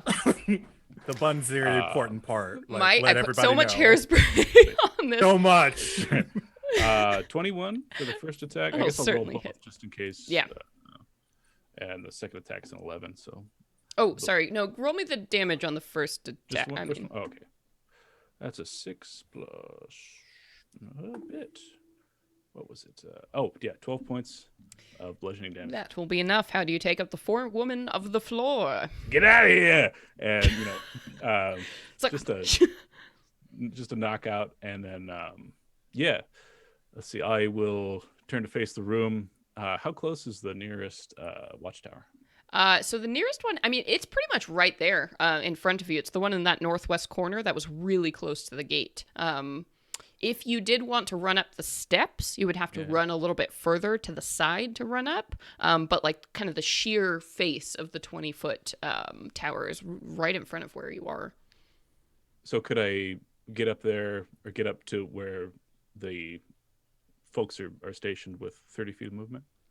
Why don't you go ahead and make me an athletics? Because technically you'd only be able to move half your speed, but if you roll good on athletics, I'd let you do it. All right. I'm pretty good at athletics. If you could just launch yourself up like a furious 15 dwarf, plus 8. dwarf warrior. The Yeah. dwarf power. Short little pistons going up those stairs. Choo choo. Yeah, that was a 23. Yeah. So I think you can launch yourself up like the front of this thing, so you don't have to expend the movement to get around. So, so you do pop up on top of this thing, and 2 of these duergar look so furious, and this third one who winked at you is kind of backing away just a bit, like towards the corner. So I'd be able to tell who the wink. Oh yeah, they're clearly like, like moving back, like hey, like nodding at you, winking a lot, moving away. As soon as I get up there, I'll make contact with the one, give him the double wink, and A blink. call it what you will. Okay. Awkward blink. It's like a whole nod. Like it's Yeah. 2 winks and like A scary nod. If there's one of the other duergar close to the edge of the platform, with my second attack, I would love to shove and push them off. Oh yeah, let's do this. Okay. Yeah. I think it's Hell both yeah. athletics. Yeah, that's an athletics. And versus Everybody my backflip. athletics. This is what I wish these winky people were doing instead of winking at us. Just Right. shoving 19. people Well, they off. don't. They're not sure you're winning yet. 19 plus 8. 27. Oh my god. Yeah, no, I'm so there's no warmed up. way. So, because what I imagine is you've just like jumped up this sheer 20-foot way and you just grab this duergar and just like throw him off. Goodbye. Yeah, and just the shock of it all and whatever, like you all hear like the clatter of armor echoes across the room and like a crunching sound as a duergar just falls onto the ground and is in real bad shape down there. You don't think they're getting back up. Breathe hard. Hanging onto the edge. Yeah, that's Oh me. my god. All right, and then Zardarok disappears. Bitch. Fucking bitch. You bitch. The bitch is gone. Invisible as hell. And that is, you don't know what else they do. Yep. And then Inga, we come to you. Okay. Well, I'm going to move up so that I am within 30 feet of Xena here, and I'm going to use my bonus action to give her 2d6. So you'll Yay! get back 7, and then I will cast a Cure Wounds on you, which will give you an additional 9. When I do that, that'll trigger my Archer form, so I'll give myself a little bit. I'll give myself 8. And Ooh. that'll be my turn. That's nice. Oh, it's nice to have a healer. Okay, and then we go ahead and the Durgar Tower 1. So you have effectively killed one of them. They're so injured they're out of the fight, gob. So there's this other one here who now is fumbling with a crossbow and tries to put that away and tries to get their war pick out and is very startled. So I'm going to say they have disadvantage on this whole thing because they're just kind of freaking out. And so here we go. Yeah, so they don't seem to manage to hit you in time, and you see the third duergar, who is back in that corner there, comes over and kicks, like Sparta kicks this duergar just off. And they go flying and land next to their friend on the ground. And this duergar just kind of nods at you. Not bad. Homie. Dorvish. And they'll say in Dorvish, kind of, they look at you considering for a minute and say in Dorvish, like, there's one of us on each of the towers. It seems the tides are turning. So, you have our support. Tell Grandma I said hi. For the Grandolfa! And they kind of salute you. All right, and then that is that tower. That is going to bring us to Minnie. All right. Well, I guess I'm going to cast my last second level spell, see invisibility, and hope I don't die because of it again. So as you do, and you see the the rapidly shrinking form of Zardarok running towards those doors on the southeast side of the room, and he is just clearly running out of here like he is scared. All right. Minnie is going to use her movement to run in that direction. To see, what are you freaking out about? I just think that's hilarious. Oh, yeah? He just shrank and is running away. Did he ever even Put him move in a from the bottle. moonbeam this entire time? Because he should have taken more damage if he hasn't. Yeah, Oh. if he just, because I thought he like vanished. If he's just smaller, he should have taken damage. Okay, all right, he'll take the damage. Go ahead and roll your damage. Okay. Give that damage. Get that damage. I like it. Fight for your damage. Fight for your right 14. to damage. 14. Okay, let's see if he saves. Oh, yeah, he definitely saves. So he will take 7 damage. Okay. He will take it. Yeah, and he's running a little bit extra fast now that he has 7 more damage. But he's hauling ass and, down from his intimidating form back to his normal size as he's trying to race towards these southeast doors. It is a very large room, and dwarves move very slow, and he seems to be wearing a lot of very heavy equipment. So he's not quite there yet. It's going to take him a whole other action to get there. Okay. So I'm going to move my 30 feet towards that direction. And I'm going to say, block the doors if you can. This chicken shit's making a run for it. Oh, no.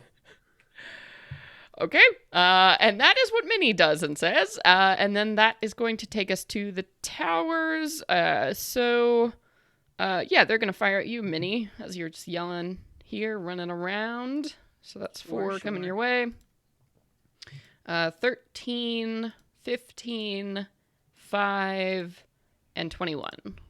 Okay, the 21 will hit. Okay, so that is going to be Nice. 9 piercing damage as you get hit.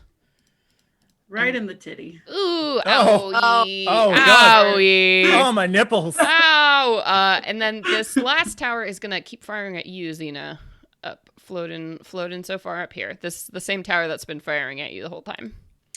So, all right, a 5, a 15, a 22, and a 24. So that's gonna be 2 hits. So Well, my AC is 15. Will that 15 hit me? No. Yeah. Yes. if it meets, it beats. So an 8 and 4, so that's gonna be 12 piercing damage total. You still up, girl? Yeah. Thanks Still to flying Ingrid, high? or Ingot. Inga. Inga. Thanks to Inga. Healers, bless you. All right, so you are still up, and then that is going to bring us to Veronica. It is your turn with Xena on deck. Cool. Veronica is going to basically look where Minnie said he was going and blast over to her because still have fly. Yep. We'll kind of land in front of Minnie and be like, all right, Minnie, which way is he at? Muted. You're muted. Katie. Yeah. That's two. Two for the Happens to us stream. all. As soon as I saw that little "you're muted" there, I was like, oh, okay. All right, yeah. Minnie has been making like a very clear beeline towards those doors, so I think you could probably just like inference her eyes are trained on them. That's the exact way she's moving, and she's referenced doors, so she's basically pointing towards them as she's moving. So Yeah. I'm going to land in next to Minnie, pull out the horn of blasting, and give it a blow in that direction. Hell yeah. So how does this work? It is a Constitution saving throw DC 15. On a failed save, they take 5d6 thunder damage and are deafened for 1 minute. On a success, they take half and aren't deafened. Okay. In All a right. world where you use the magic items that you find. Yeah, I was Wow. like, I'm gonna use this. Oh, yes, I got a 10. So read my... Oh, Nice. boy. Oh, wait, no, I roll with advantage. Hang on. Because all spells. Oh, it's not a spell. Damn it. Not a spell. So 10. Sorry. Okay, what happens to me? So when you're deafened, there's that. And I need 5d6. Disadvantage on a ton of shit. Do you have to roll your concentration check for invisibility? I do not, because it's also a racial trait and not a spell. Dang it. 25 thunder, or is it thunder damage? 25? Okay. Did I roll that right? I did. I'm sorry. Yeah. Well, Yeah. What does it look Because like? it's 5d6. So. what does it look like when you take Zardarok out with the horn of blasting? Yeah, it's just like I will land next to Minnie, pull this out, and be like, "Hey, watch this," and blow into it as this like humongous amount of pressure just goes flying in a 30-foot cone that way. Zardarok's body basically trips, falls, and with the amount coming towards him, it flies and slams really hard into the door.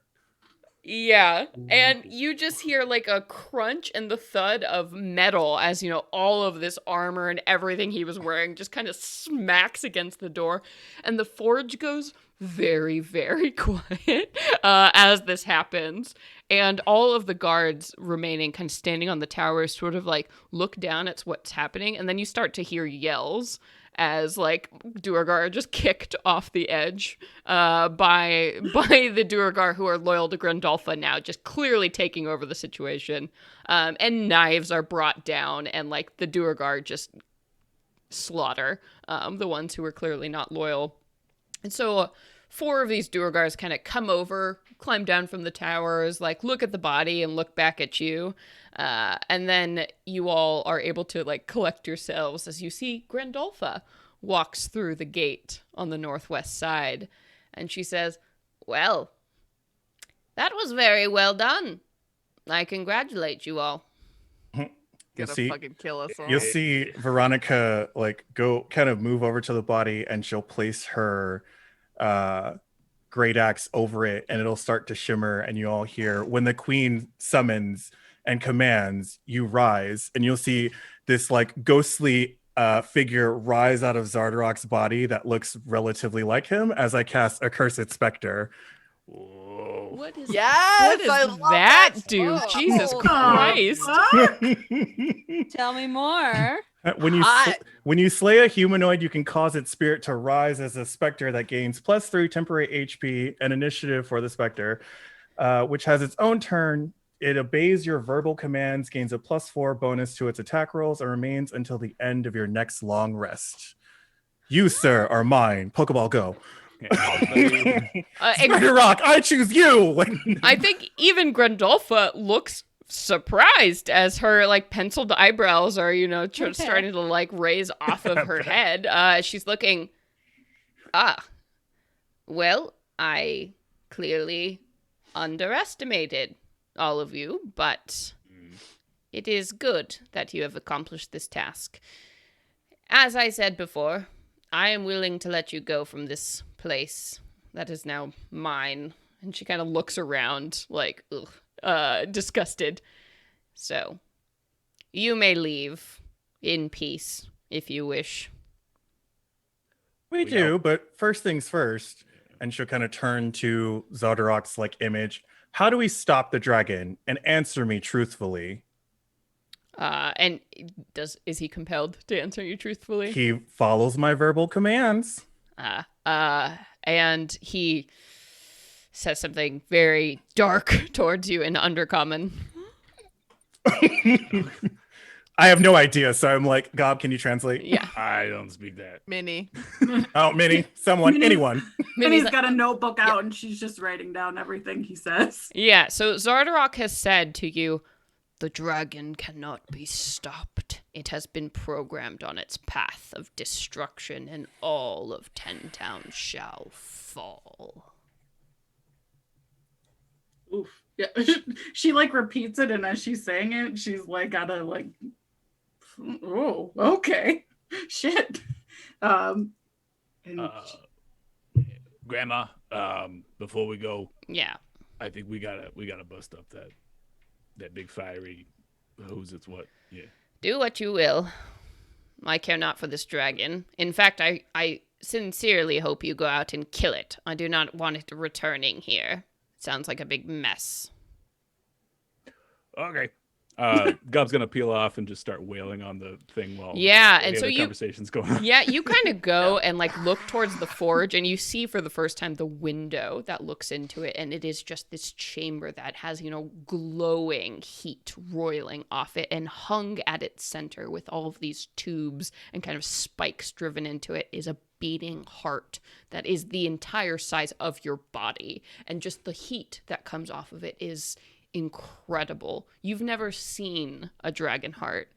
But boy, just by looking at this thing, you get the impression that this is probably one.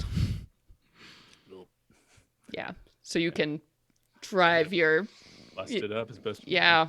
Yeah. into it. And you do, and you know, smoke roils out of this thing, and the whole like structure and heat collapses as you punch through this heart, destroying Oh, it's it. hot. Oh, it's very hot. Oh, my butt. Oh, it's hot. And Grandolpha, Yeah. while this is happening, you know, she kind of like looks at you like, oh, and turns towards the rest. Well, like I said, you should probably get a move on if you wish to stop this dragon. And I must say once again, though we have been allies for the moment, I have no interest in continuing this friendship once you leave here. You will find no allies or comfort if you return to this place. I shall kill you. Clearly, my dear, but don't worry. As you can clearly see, we can pretty much handle ourselves. Wave goodbye to Zardarok. As I will just kind of strut past her and my freaking like specter like coming behind me.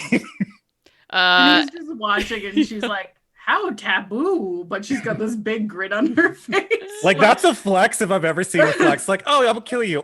Great, I've got your friends. Goodbye. Like, Good. Oh my God. Yeah. So for the moment, it seems that you all can leave this place. You have given permission Doing to that. leave by the Grandolpha. You have destroyed this furnace, so you are in a good spot to go. I'm going to refill my drink real quick because there's one very long thing I have to explain. But all of you, if you want to decide, talk amongst yourselves, heal, get ready. I'll be right back. Minnie definitely wants to go check out that gauntlet and that crown Oh on yeah. Zardarok. Ain't leaving that behind for someone else to put on. I bet half suspect that that's what made him like hear that voice because it makes you kind of paranoid. Or Yeah, they're- amplify it. Yeah. they were both made out of the ice, right? Mm-hmm. Mm-hmm. Yeah. We Damn get- ice. I mean, I imagine we're going to take a long rest after this, correct? Is it necessary to heal us right now? Because if so, then I will do a prayer of healing. The thing is, the dragon's on a course of destruction, so the more time we dilly-dally, it's like But also- town, probably. If we get there, what the fuck are we gonna Wasted, do right yeah. now? I don't have like any spells left. Exactly, yeah. So either expend a spell slot or do we just rest? Also, I do have bad news too. No hut tonight. Also, it took you all like a day to walk here. How we gonna get there? Teleport, Grandma, please. Oh, I can Yeah. heal us up a little bit too because I still have my aura vitality, so I can do. So these are so- more. good questions. Are you having this conversation as you're moving up, or like what are you doing in this exact moment? First, before we left, Minnie wanted to go over and kind of examine that crown and the gauntlet that he was wearing. Oh yeah, they are entirely made of black ice and honed so expertly. And Minnie, it just, oh boy, do these things call to you. You just know you could be so much more powerful if you put these things on. You just know it looking at them. They're beautiful, the way they glisten in the light. And I mean, those Eldritch Blasts he was casting, like that was fine spell work. Good What- work. shouldn't you Yes. Shouldn't you just put them on? You've lived a good life. Time to go out with a bang. No, just kidding. I think that she Rolling. No. she's not going to put them on, but she is going to put them in her purse because she doesn't want to leave them for someone to pick up who's not as strong as she is. Who couldn't handle it as responsibly as you would, because you Yes. are, you have life experience. Some Ew. random asshole could come along, put these on, and that's the end of the world. It would be No. irresponsible to leave them. It truly would. Mhm. So you've Back in the removed bag. that temptation Yeah. from someone Clearly. else. You're Mhm. welcome, world. All right. So you have a gorgeous spiked crown now on your possession in this gauntlet. Looks so powerful. What and you could just go wrong? you feel pretty good having them with you. Minnie, because I'm guessing we all see her do this. Veronica will be like, maybe you should ask him some questions on how this all works before you start sticking things in your purse. Zardarok frowns. Well, I mean, I'm not going to leave it here. What if Joe Schmo picks it up? Even still, knowledge is power, and he's here for a little while, so might as well. Well, I'll take it, and we can walk and talk later. There you go. All right.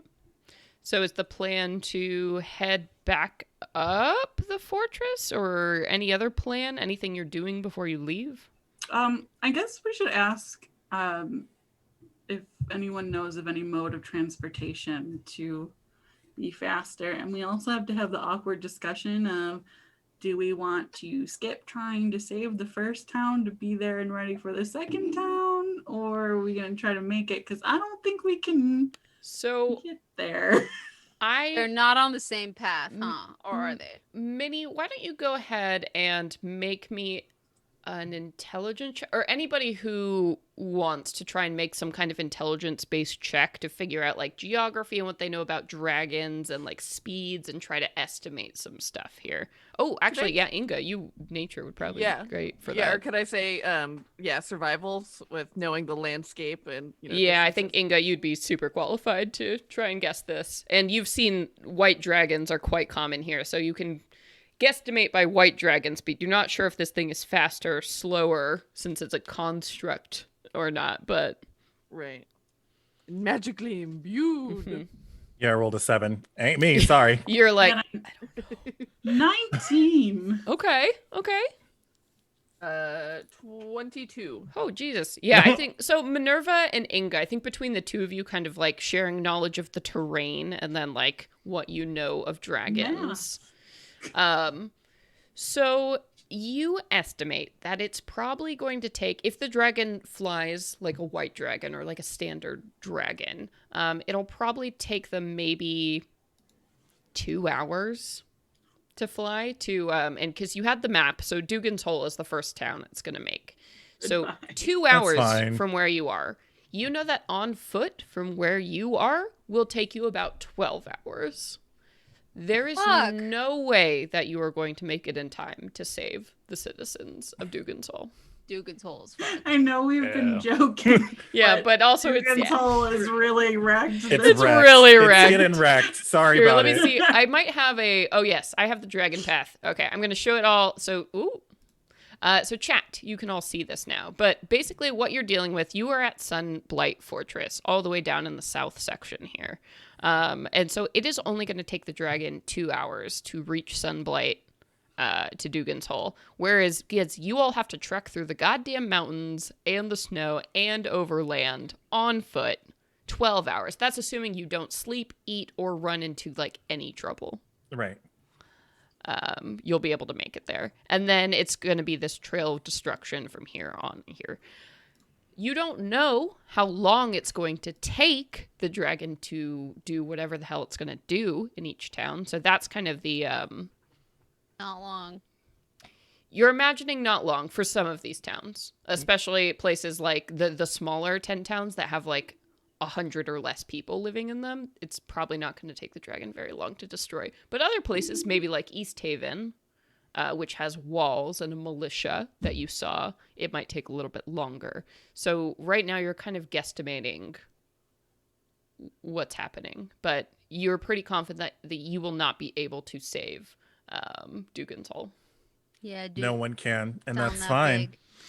big. Oh, boy. It's not fine. It was not done with consent. Real. Then I will cast a prayer of healing. I like to give us all. Yeah, unfortunately, you think 10 more minutes is not going to make too much of a difference for the lives being lost right now. Right. So are we able to math and figure out what's the reasonable town that we should attempt to save? Yeah, you can go ahead and you kind of backwards assume the math and try and figure out where you're going to go. I mean, but if it takes you 12 hours, even if what the dragon is doing, like that's bad. That's a real head start. So you can really only kind of guess. You know that it will probably... So looking at the path, it's going to go from Dugan's Hole to Goodmead. Dugan's Hole and Goodmead are both pretty small towns that don't have a lot in the way of defenses. So it probably won't take the dragon very long to go through either of those. You know that East Haven, which is next on its path, looking at this map, that is a pretty defensible, pretty substantial town. It's probably going to take the dragon much longer to get through that area. So that's really where it's going to be stopped up. But if you are looking at on foot travel, because it's 12 hours from where you are to Dugan's Hole, so you're going to be far behind. That means the dragon has a 10-hour lead on where you are. So with that, you're going to have to be looking at like letting Dugan's Hole go, looking at Goodmead just being decimated, looking at probably East Haven being decimated, and maybe you could catch it in Cairdenivall. Question: where was the place? Which 10 towns were we in where there were the Durgar that were stealing things in the night? So that was all the way up in Caer Konig. So Cairdenivall is the town right before Caer Konig, which would be next on the Dragon's Flight path. Could we possibly go through the Underdark to get there? I mean, I would imagine all of You these. certainly wouldn't be able to do that in more time. He's like, It wouldn't no, save you.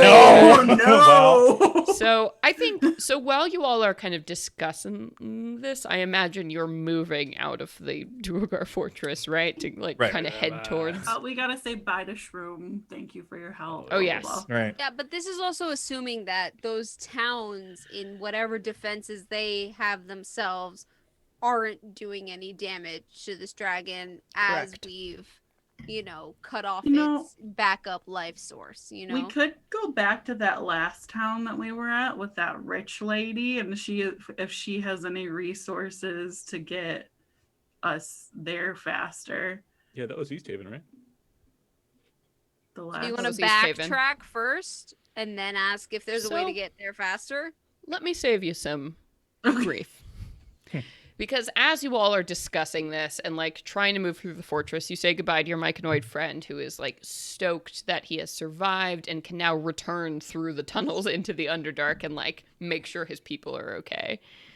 You had thread back your way up through this fortress, and as you step outside once again into this frigid air, and the wind hits your face, and you have this enormous gravity of trying to make it so far so quickly to save whatever lives you can. You see that there are sleds coming towards you across the white expanse of this now, very powdery weather that you're in here. And you see 3 extremely large sleds that could hold maybe like 6 to 8 people being pulled by teams of dogs. So 6 dogs each on these sleds here, just running, hauling ass towards where you are at the base now of this Duergar citadel. And you see that you don't see anyone manning 2 of the sleds, but the third one, you see kind of a hunched figure in like huge, downy, puffy coats.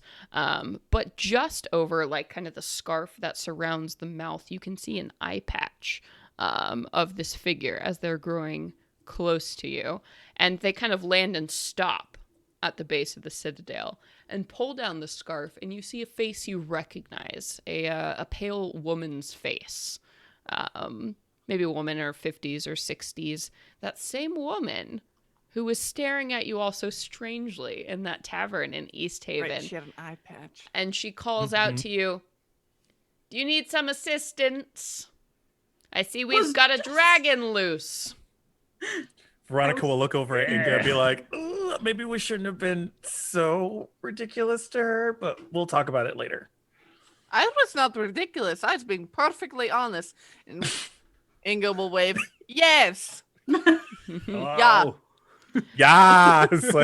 And she calls up to you like over the roaring sound of the wind that is beginning to blow. She's like, "I can give you a ride quickly back to 10 towns, but you have to promise to help me in return. I'll do you a favor, and then you'll do one for me. You've proved yourself quite capable, and I think now's the time to work together." I'm down. We don't have much of a But- choice, so All right. This is why Inga doesn't interface with the people of 10 towns generally, because it's just favor this, pay back Favor that. that, fetch quest Ugh. this. Yeah, and I mean, as a reminder, this is Velian Harpel, who introduced herself to you, a member of the Arcane Brotherhood, you believe. She is certainly not from 10 towns. She is part of a wizardly order that has suspect motives at best. And so she all waves you down. And as you get closer to the sleds, you realize that something is very weird about these dogs. Their fur is matted and strange and almost held together by decayed sinew. Pieces of them are missing. You realize these have been animated.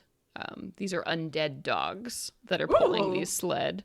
Necromancy. I don't Very recognize cool. Balto Thunder, do I? Oh no. Balto Thunder, you hear, Gob, woof from beside the fortress. And out of this like snow igloo that this dog has built, you just see like as Balto Thunder pops up out of the ground, Yeah. who has been No. loyally waiting for you this entire time outside, Good boy. but seems in excellent condition.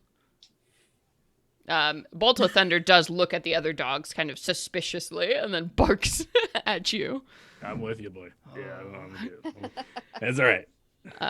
All scritches, yeah. And Villian says, well, let's waste no time. Load onto the sleds. And she waves a mittened hand, and you see a bunch of kobolds pop out of these various sleds. So she's got a team of 6 kobolds, 2 of which you see are also very clearly undead, start to like dee and come towards you and like take your stuff and try to like shove it onto these sleds and like getting you up here. And they look at Velian with adoration. Even the undead ones. They clearly seem just like enamored with her.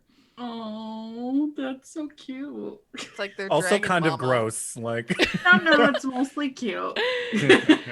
And she says, well, before we set off, I suppose I should make it very clear to you. I will help you get to this dragon and do whatever it is you intend to do. But after that, you must accompany me to Aurel's fortresses. I seek a book called the Codicil of White, which will allow me to open a way in a glacier to the north. There I hope to find many treasures, many things. Perhaps even something that can end this eternal winter. Oh, good. That is what I wish to do as well. So, Good. Gives a thumbs up. It won't be easy. In fact, it'll be terribly dangerous, which is why I need adventurers such as yourselves to accompany me. And we will be dogged every step of the way by my rivals. Veronica will gesture to like the spectral like spirit floating behind her. Difficult, ma'am. If I can just tell you about what we just went through. And she looks back and she says, a fair attempt, not true necromancy, but... I like them without the fleshy bits. Well then, that's a matter of preference, I suppose. But load on. If I can run these things quickly, I should be able to get to you to the first of the towns. 6 hours? All right. Yeah. Where are we headed? Probably Definitely East not Haven. Dugan's Hole, so East Haven. Yeah. Sorry about 'Cause it. we made connections there. We told them like, hey, there's a dragon coming. So hopefully they notified someone as we requested. Yeah, probably with the time, and also the fact that she just said she can get you there in half the time estimated, you think you can probably get to East Haven before the dragon gets there. So that's going to be your best bet. But that means that you are condemning 2 towns to decimation. But We are 5 humanoids. Yeah, but there's no way we Come can on. make it there otherwise. Yeah, I mean, if there's no logistical way, then Minnie's like, only do what we can. We don't These feel are the good many. about it. Yeah. Just doing it. Right. It's either we save 8 towns or none at all. So on we go. we're with Right. you, Patches. Yeah.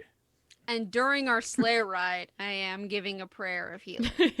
Fair enough. So you all load up onto these sleds pulled by these undead teams of dogs, as, you know, the kobolds kind of crouch into corners, allowing you all and all of your possessions to load onto these massive sleighs. And you take off at a rate unbelievable, unachievable by living.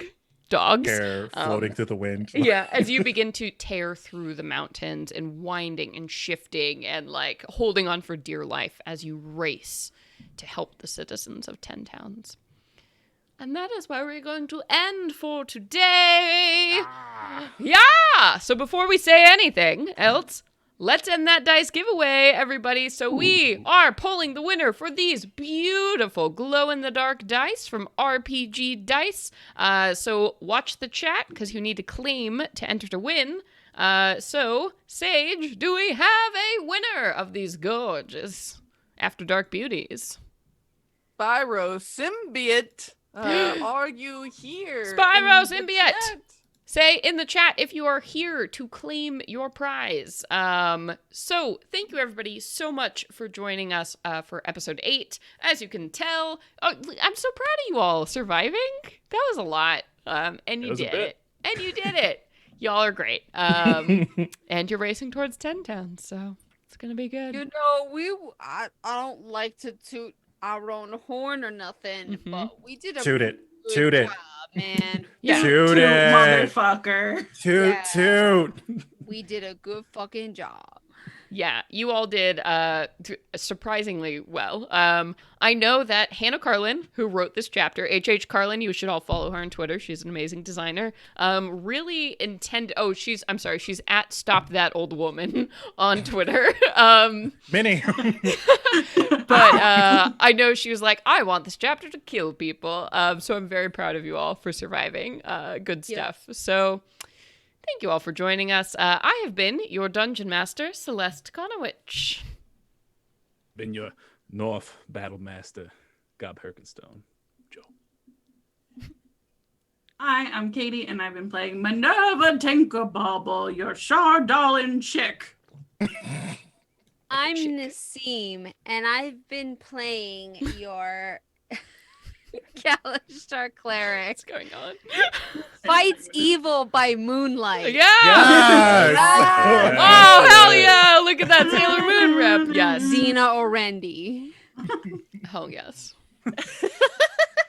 And I'm your healing and dealing damage Druid of the Stars, Inga Selenin, played by Sage. I'm Vincent. You're over dramatic. Changeling Warlock, Veronica Carnell. Not at all. It was perfect. No, you all are perfect. So dramatic. If you all haven't heard, next month, April, in just a week or two, we are going to be launching a Venture Maidens campaign guide on Kickstarter. So if you enjoyed what you saw here, please do consider heading to Kickstarter and backing our project. We are doing this in association with 2C Gaming. So 2C Gaming is going to be hosting the Kickstarter. We're going to be talking about it everywhere, but it is going to be an amazing campaign guide full of just... If you enjoy the main campaign, Venture Maiden setting, there's going to be a lot of great stuff in there for setting your game in that setting, but it's also going to be 12 new subclasses, a ton of new magic items, monsters, monster templates, so much amazing stuff that we are gearing up for and really excited about. So make sure to follow us on social media everywhere at Venture Maidens to hear all the latest about the campaign guide that is coming up. That is the big, big thing. Yeah, I mean, Katie, do you want to talk about where folks can go to find us tomorrow? Maybe for the last time?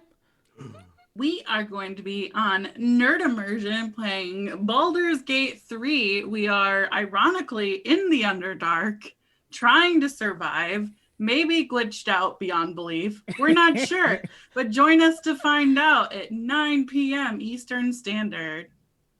Yes. And now, Rising Hunger has wrapped up. We had an awesome conclusion. But Sage, can you tell everybody when it's going to be coming back? Do you have that date in front of you? Yes, I do. It is June 27th. We will be switching from Fridays to Tuesdays, weekly Tuesdays from 6 to 8 p.m. PST for our third and final season.